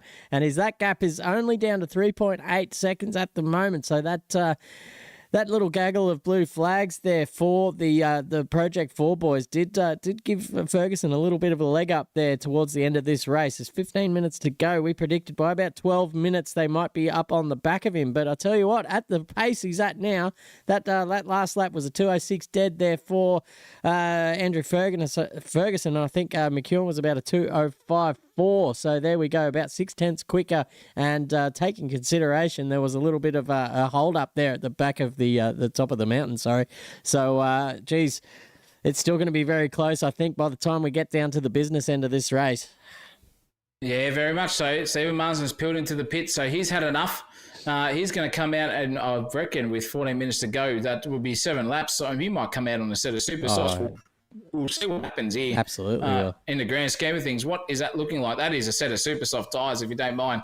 He is on, like Donkey Kong here, is Stephen Marsden. So the last shot, sort of hope and tail for Stephen Marsden with the super soft tyres. Maybe hoping to get that positional change between himself and Matt Cotter done and get the biscuits over there, the inter-team rivalry there between Stephen Marsden, Andrew Ferguson, and Matt Cotter and Fabian Fitness. Volvo versus Ford at the moment, but generally Ford versus Holden.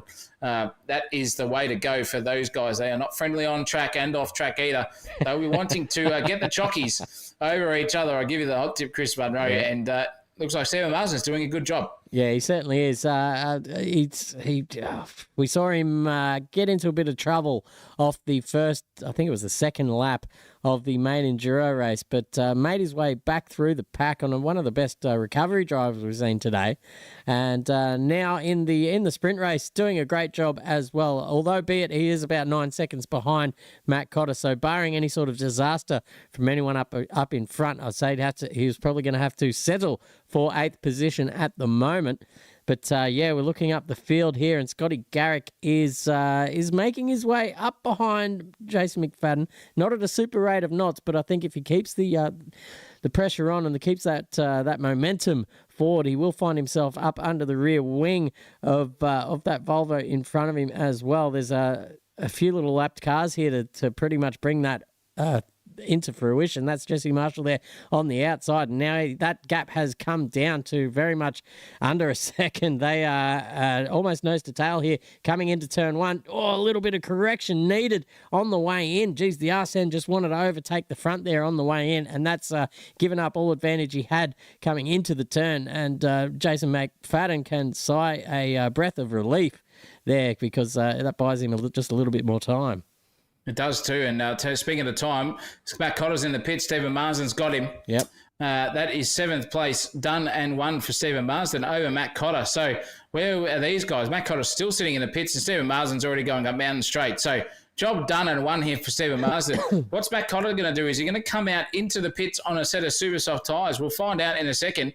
It's looking like it's a bit of a long stop here for Mr. Cotter. 34 seconds in the lane so far. We'll see where that puts him in the grand scheme of things. He's going to lose a couple of positions here, is Matt Cotter. Yeah. So not the ideal spot for him to be, but Jason McFadden still surviving in 5th place at the moment. Brian's cousin, he's now a 5-times millionaire at this point in time. We'll see what happens to him. And the bank account is ever growing. I would have to say he's nearly at probably the $50 million mark by the end of this 2024 season. Banana's just gone into the wall. He's lost it completely, out of the race. He goes. He's not in the way of these guys, thank goodness. Scotty Garrick would have looked at that and gone, how the hell do I get out of that? But that's put Jason McFadden off, because here comes Scotty Garrick, ladies and gentlemen. He is having a red hot crack here now. This will be a suckage.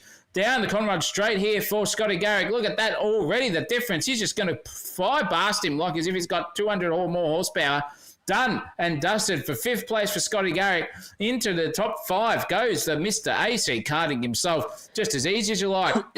Into 5th place. Fantastic stuff there from Scotty Garrick. Loving every moment of this. Is Jason McFadden going to be able to stick with him? I'm not too sure. These guys are both on the soft tyre, and the age is going to tell of what the soft tyre is doing at the moment between themselves in the Delta department. But it looks like Scotty Garrick's done. He's got that to nearly 0.6 of a second already.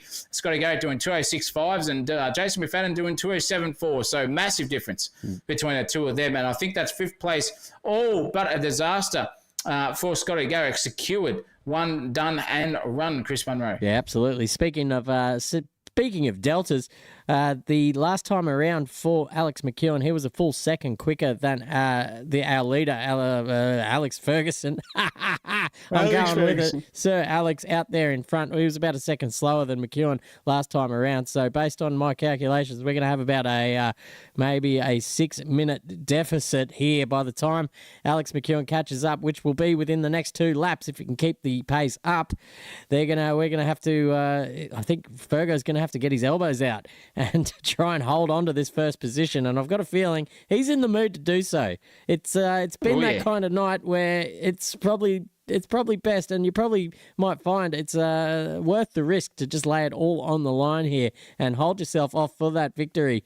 And I'll tell you what, he deserves it there out in front. He's completed a great drive so far, and he'd be pretty devastated to have that taken off him in the last few minutes of this race. So it's all up to him how he can keep Alex McEwen at bay. And I think one of the best things he can do is back him up onto his teammate.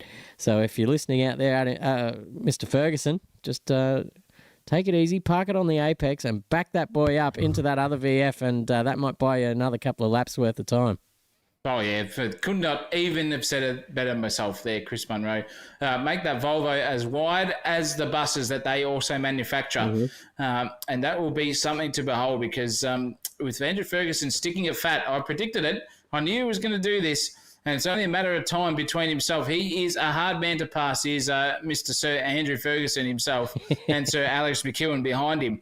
The two sirs, the knighted gentlemen of AK Racing, are sitting first and second. It's all boiled down to this after all the trials and tribulations. Ladies and gentlemen, it has come down to 1.3 seconds so far after a combined total effort and 3 races later of a 4-hour simulation here of Bathurst in AK Racing. We've had some absolute hell of a time here in the com box, but we've pulled through. Give us a like and a subscribe for our efforts. By jingos, if it's anything that we've managed to stick it together for this long, we probably deserve 2,000 subscribers within a night. Thank you very much, YouTube. Hopefully you're listening.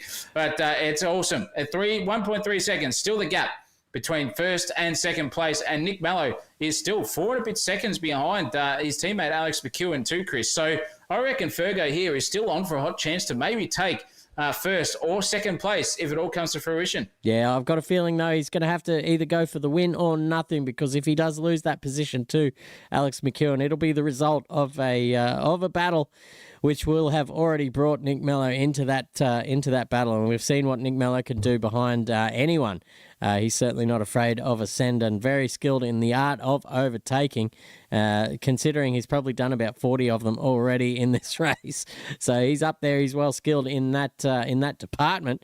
But I'll tell you what, the gap has kind of neutral. It was only 1.3 at the start of this lap, so he's only really lost a tenth and a little bit around the first half, or the first 2/3 of this lap. Heading into the final sector now, there's a bit of lap traffic up ahead as well. I'll tell you what, if Ferguson can just get his little nose in front of these two before the top of the mountain, that might just be another couple of laps bought, as they might just hold the VF boys up behind him just a little bit. But he's got just a little bit of room to make up before the top of the mountain. Who is that? That's Rick Banachek and somebody else behind him.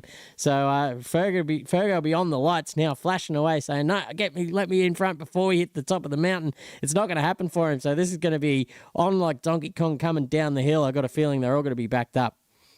Yeah, look, Brandon Schmel's in front of him, another Volvo compatriot. I thought it was Jack Ferguson, but it's actually Brandon Schmel. Geez, wouldn't that be a story to behold, Chris, if it was Jack Ferguson holding him up in front of the old man? Oh, yeah, he'd be shouting him out from the other room. Just hold him up. Oh, goodness gracious. I'll tell you what, speaking of holding up, Andrew Ferguson's got the task of his life here to hold up Alex McEwen. But look at the drive from Alex McEwen. He's been sensational. Ferguson is absolutely sideways. He's rattled. He is nowhere at the moment. I won't be surprised if this is all over by the completion of this lap or sooner, because Andrew Ferguson is struggling on those soft tyres, pushing it to the wall and beyond too. He's managed to stick it together there. Bit of dirty air in front of him too from those cars as well. The blue flaggers are not getting out of the way. Ferguson sideways. He's gone through. McEwen sideways. No way. You are kidding me. Andrew Ferguson is still surviving somehow. Alex McEwen's in the wall and he's still just managed to turn it around. But Alex McEwen is completely out of this race now. He was in the prime position, Chris Munro, to get this race done, and it's all turned to shit in the end here for one of the drivers. Andrew Ferguson is singing to the high hills. He may be on for a win here for Bathurst. Nick Mello is still 3.5 seconds behind him with a minute or 5 minutes to go, and Brandon Pearce is still on here for maybe a win or top 2 or top 3. Oh, jeez, I tell you what, bloody Alfie Langer would be proud of the dummy he's just thrown the rest of the field there with Andrew Ferguson getting all sorts of sideways and out of shape. That's balked Alex McEwen, and in the end, Ferguson's just gone, well, the only way I can get out of this alive is to shoot down the little service road there across Skyline, and he says, okay, well, that's the only way I'm going to go. Looks in his rearview mirror, and his only threat for the win of the race is facing the wrong way. He says, thank you very much. It couldn't have worked out better for the FUCM driver. Oh, geez, look at this, though. But 3.5 seconds, Chris, between Andrew Ferguson and Nick Mello has just crumbled to 1.8 seconds now. 4 minutes and 30 seconds to go. This is anyone's race here at the moment for Nick Mello.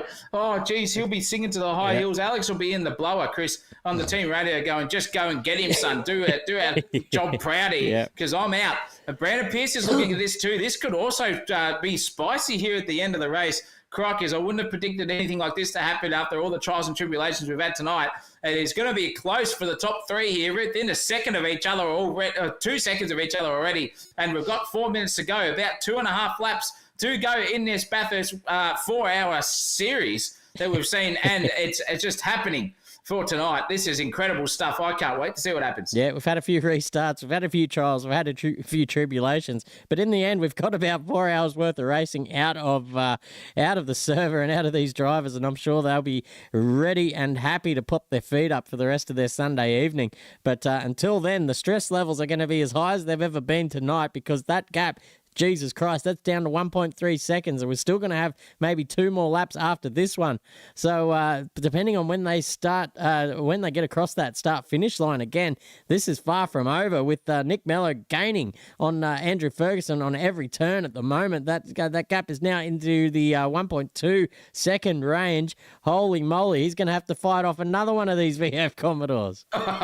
This is incredible. We've got Volvo, Holden, and Ford, 1, 2, 3, all within a second. And Brandon Pierce is catching the back of Nick Mello quicker than Nick Mello is catching the back of Andrew Ferguson. Yeah. So this is going to be on like Donkey Kong here. It's under a second. It's under a second between all of them. Whoa. 2 minutes and 50 to go. This will be the second last lap here, ladies and gentlemen. Oh, geez, it's not looking good here for Andrew Ferguson. I'm cheering for him secretly here, though. I'll give you the hot tip. The Fergo household is coming alight here at the moment, but this is a three-way battle here for the lead of the race with 2 to go. Ladies and gentlemen, 2 laps to go after over 4 hours of complete and utter demolition of servers and races. We are coming down to the final inch for the podium positions here. It's just a matter of who is going to get the order and where it's going to end while the checkered flag is waved. We just don't know here at Sensational TV. I'm absolutely out of breath.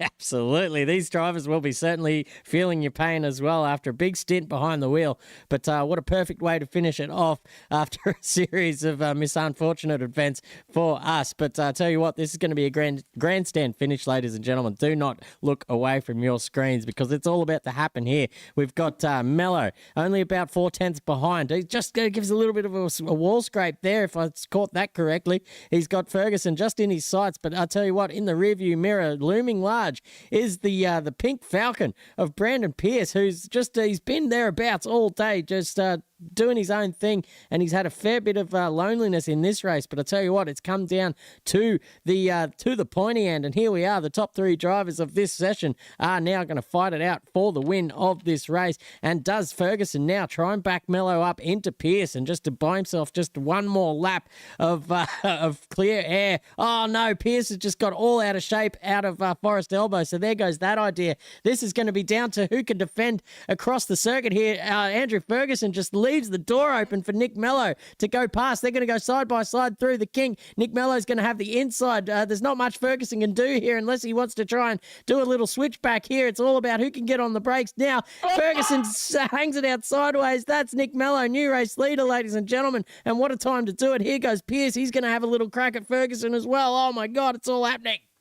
Oh, look at this. Here we go. This is for P2 now. Ferguson's gone from P1 to P2. Pearso and Ferguson, genuine friends on the track and off the track too. This is all on. This is the last lap of the race. 34 seconds timing down. The white flag is going to be waved within under half a minute. And here we go. Brandon Pierce can see a P2 in front of him. Nick Mello's galloped off down the field after all the trials and tribulations for him. He has found himself in the lead. But Brandon Pierce now is going to be wanting to get on the back of Fergo. I think he's going to bide in time here, Chris, and maybe get him down the Conrad straight. Oh, no, he's gone for it. He's going for a bit of a weave left, right, and centre, showing Fergo he's not backing out of this one. I'm coming for you, son. And this is incredible stuff here for P2. The battle is on. The P1 is done and dusted unless Nick Mello comes a proper. Brandon Pierce has just got to hold his nerve at the moment and not get the car too out of shape, and he's done that. Oh, that's given Andrew Ferguson a bit of a leeway there, but Fergo's still struggling here, but he's got the longest and oldest tyres I've ever seen on a V8 supercar, holding on here for P2, and he's doing it incredibly at the moment, forcing Brandon Pierce into a mistake, because Brandon Pierce knows he can taste it. He can taste that P2 coming his way here after 4 and a bit hours of racing. Oh, combined, collectively, he knows that he could get P2 here at Bathurst. What is Fergo going to do? Sideways, hanging it all, balls to the wall, locks up there for Andrew Ferguson. Brandon Pierce still jacking that front wheel as he comes down through the dipper. Here we come into Forest Elbow as we come through the final section of the downhill point. What is Brandon Pierce going to do? Is he close enough? Oh, Fergo's ran wide. And this is going to allow Brandon Pierce onto the back of Andrew Ferguson. Fergo's going to have to learn from last lap and go full defensive. Stick it to the outside, Fergo, not the inside. The outside. Oh, no, Brandon Pierce is going to take second, Chris Munro. It is Ferguson for P3. And he's nearly got collected by some lap traffic here. Isn't all over yet. It's not. Look at this. Nearly fanging a fact there. Brandon Pierce is going to take second place here for the final lap of the race. Oh, my goodness gracious. How can you ever pick that? Nick Mello is going to come through unless poor old Andrew Ferguson has anything to say about it, or a lock-up barring disaster here. And it's not going to be that way. Nick Mello is going to cross the field. Oh, no, that's Andrew Ferguson wide. And he's got overtaken and taken out by Nick Mello. I mean, Andrew Ferguson and Alex McEwen have come together, and Fergo has gone from P3 to P4 to finish it. Oh, you could not write that any better. That was a sensational event here at Bathurst 1000. Nick Mello the win. Brandon Pierce second, Alex McEwen in third by some sort of luck. He has no idea how the hell that happened. And poor old Andrew Ferguson sent it too hard into the final turn, and that has given up his chance of a podium, and he is not happy at all. That is all over, as the fat lady sings Chris Munro. What a race, what an event. Cracking stuff out there from our drivers, giving us an absolute grandstand finish. Poor old Fergo goes from leading the race to fourth in the matter of 2 laps. Yeah, R.I.P. Fergo, says Brent Cook in the chat. Absolutely. Even had Alex McEwen's dad cheering him on there as well in the chat. Go Fergo, go from Scotty Mack. Geez, who's going to be driver of the day? I'm going to have to say Nick Mello has done a fantastic job carving through the field, but with the server settings were set up on a whim, so everyone has been kicked out of that server now already, so we cannot give the coveted driver of the day and Champ Street prizes out for the night, but we can save those for next time around. Oh, gee whiz. We might even forfeit the driver interviews, as it's all getting a bit too hard to control here with everything cocking out.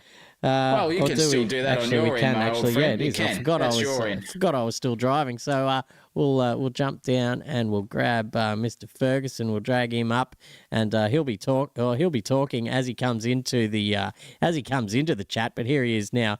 We're going to grab, who else was in there? Nick Mello. We're going to grab him as well. Bring him up. And Brandon Pierce. No, it was Alex McEwen who ended up coming third. So. Good stuff there from the Project 4 boys. We've got all our place getters into the post-race interview channel now. After all the trials and tribulations of server errors, we've had bloody disconnects. We've had the stream shit itself. We've had gutfuls. We've had all sorts. How does it feel to have that race and round under the belt, everyone? We're going to start with Ferguson. I think you got the wrong Ferguson. Ferguson 2.0, of course. Oh, shit. The other one's gone. Right. The other one's gone. Yeah, he's not even in the chat anymore, so you can talk on behalf of your old man. Yeah, it was a great race. I'm glad to take the win. Couldn't get there in the end. He was winning up until the final lap. And yeah, he started fuel saving. Oh, is that last what it was? 4 laps, so he was slowing down. Yep. And he reckoned just let Mello through, try and tuck behind him. And then, yeah, he got nicked by McEwen. Just got a little tap. There you go. We heard it first, ladies and gentlemen, from the next of kin. Next of kin in the Ferguson household. The boys from Project 4 battled their way from the back of the field. Very impressive stuff. I think we have given Nick Mello the driver of the day. How did it feel getting through, and what was it like coming from the back this time? I got to say, I actually got a bit lucky. I wouldn't have caught up to Fergo without him running out of fuel, which I've just learned. But that explains why the gap disappeared. We started last because, obviously the events earlier were pretty frustrating, and to go last to first kind of proves a point, I guess. Yeah. We collectively across the 2 different races built up a 40-second margin on the entire field. So, it's kind of like a spiritual win, even though it won't count. So, yeah, pretty happy with it. And yeah, I've got to say thanks to everyone who organised it. I think the server organisation was great, and it's just some issues caused by maybe people not testing or something like that. So yeah, so good job to you guys for running it, and good job to everyone who actually jumped on and practiced their driver swaps. Yeah. Did them right. Yeah, thank you very much. Yeah, we saw that. The proof was in the pudding, I think. But as we had the back against the wall there for a little bit, and I think we did the best we could do, and it turned out not too bad. So thanks for everyone for sticking around, not only on the stream but for the drivers as well to stick around and have a race in the end, whether it be for pride or for points. We'll figure that out at a later stage. But Alex McEwen, the big moment on top of the hill there, with a couple of laps to go, that threw the cat amongst the pigeons. Yeah, I was catching up to Fergo, and I think we were coming up on back markers at the time. I think Concertina caught us both out. He squirreled a little bit, and then I pretty much did the exact same thing, and then just lost the back end. So shit happens. Yeah. Not much you can do about it. It was a bit exciting here for us in the commentary box. So very, very good to see. I think Zach O'Reilly's muted in this server. I'll just oh, there he is. No, I've just unmuted you. So He's just lost for words. Yeah, he is speechless for once. Speechless, that's for sure. I nearly just went above the old vocal cord range there at the end, watching Ferguson 1.0 just completely yeet it into the final turn there. But wow, what a race by all of us. Brandon Pearce, however, the solid state of a wall, representing the Great Wall of China there you were, my friend. Every single event that we had tonight, you have just stuck there and produced absolute gold. The magician has pulled out his bag of tricks tonight. How do you feel about after that one, Pearso, coming second after all of everything in sundry came through? I was quite pleased, to be honest, based off our pace in the main Enduro event. I think we would have got a strong second, or pretty close, so glad I could get it in this little quick race. Yeah, my first stint on the softs, I just felt pretty comfortable, but I guess I didn't push as hard because these Project 4 guys are really quick. And then blue flags got me towards the end, so it could have been a closer battle down the pit straight, but it was good. It was fantastic to see, mate. You just kept it consistent. Yourself and the Iron Rod were on in the team battles until the server shit itself. But that was fantastic driving from yourself there. Kept it consistent, and you're going to cop it here. But you didn't, for once, shit yourself. Probably because I wasn't behind you on a practice server there. You've done well, and it's been fantastic to see that you're up there in the points position where you have definitely been practicing to get up there and be there, and now you finally found it. It's just going to make you more motivated for the rest of the year. Wow.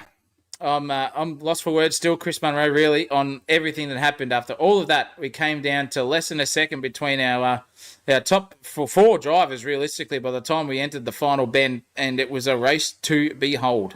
Yep, sure was, and it was a success in the end. It was some great racing out there. So big hats off to everyone. Thank you very much for joining. And I think we might just wrap it up there. Zach O'Reilly, what do we reckon about that? Yeah, I'm with you, Chris. But if you guys have enjoyed the stream, loved everything that we could, and put together some cameos and some expert guest commentators coming into the stream as well through all of our trials and tribulations. Hit us a like, hit us a subscribe there. We really appreciate it. It goes a long way. We are aiming for 500 subscribers. That would be awesome to get. But for now, I've been Zach O'Reilly. Chris Munro will always be himself. Damn right. Get used to hearing the three gentlemen you've just heard from in the post-race interviews for the rest of the season.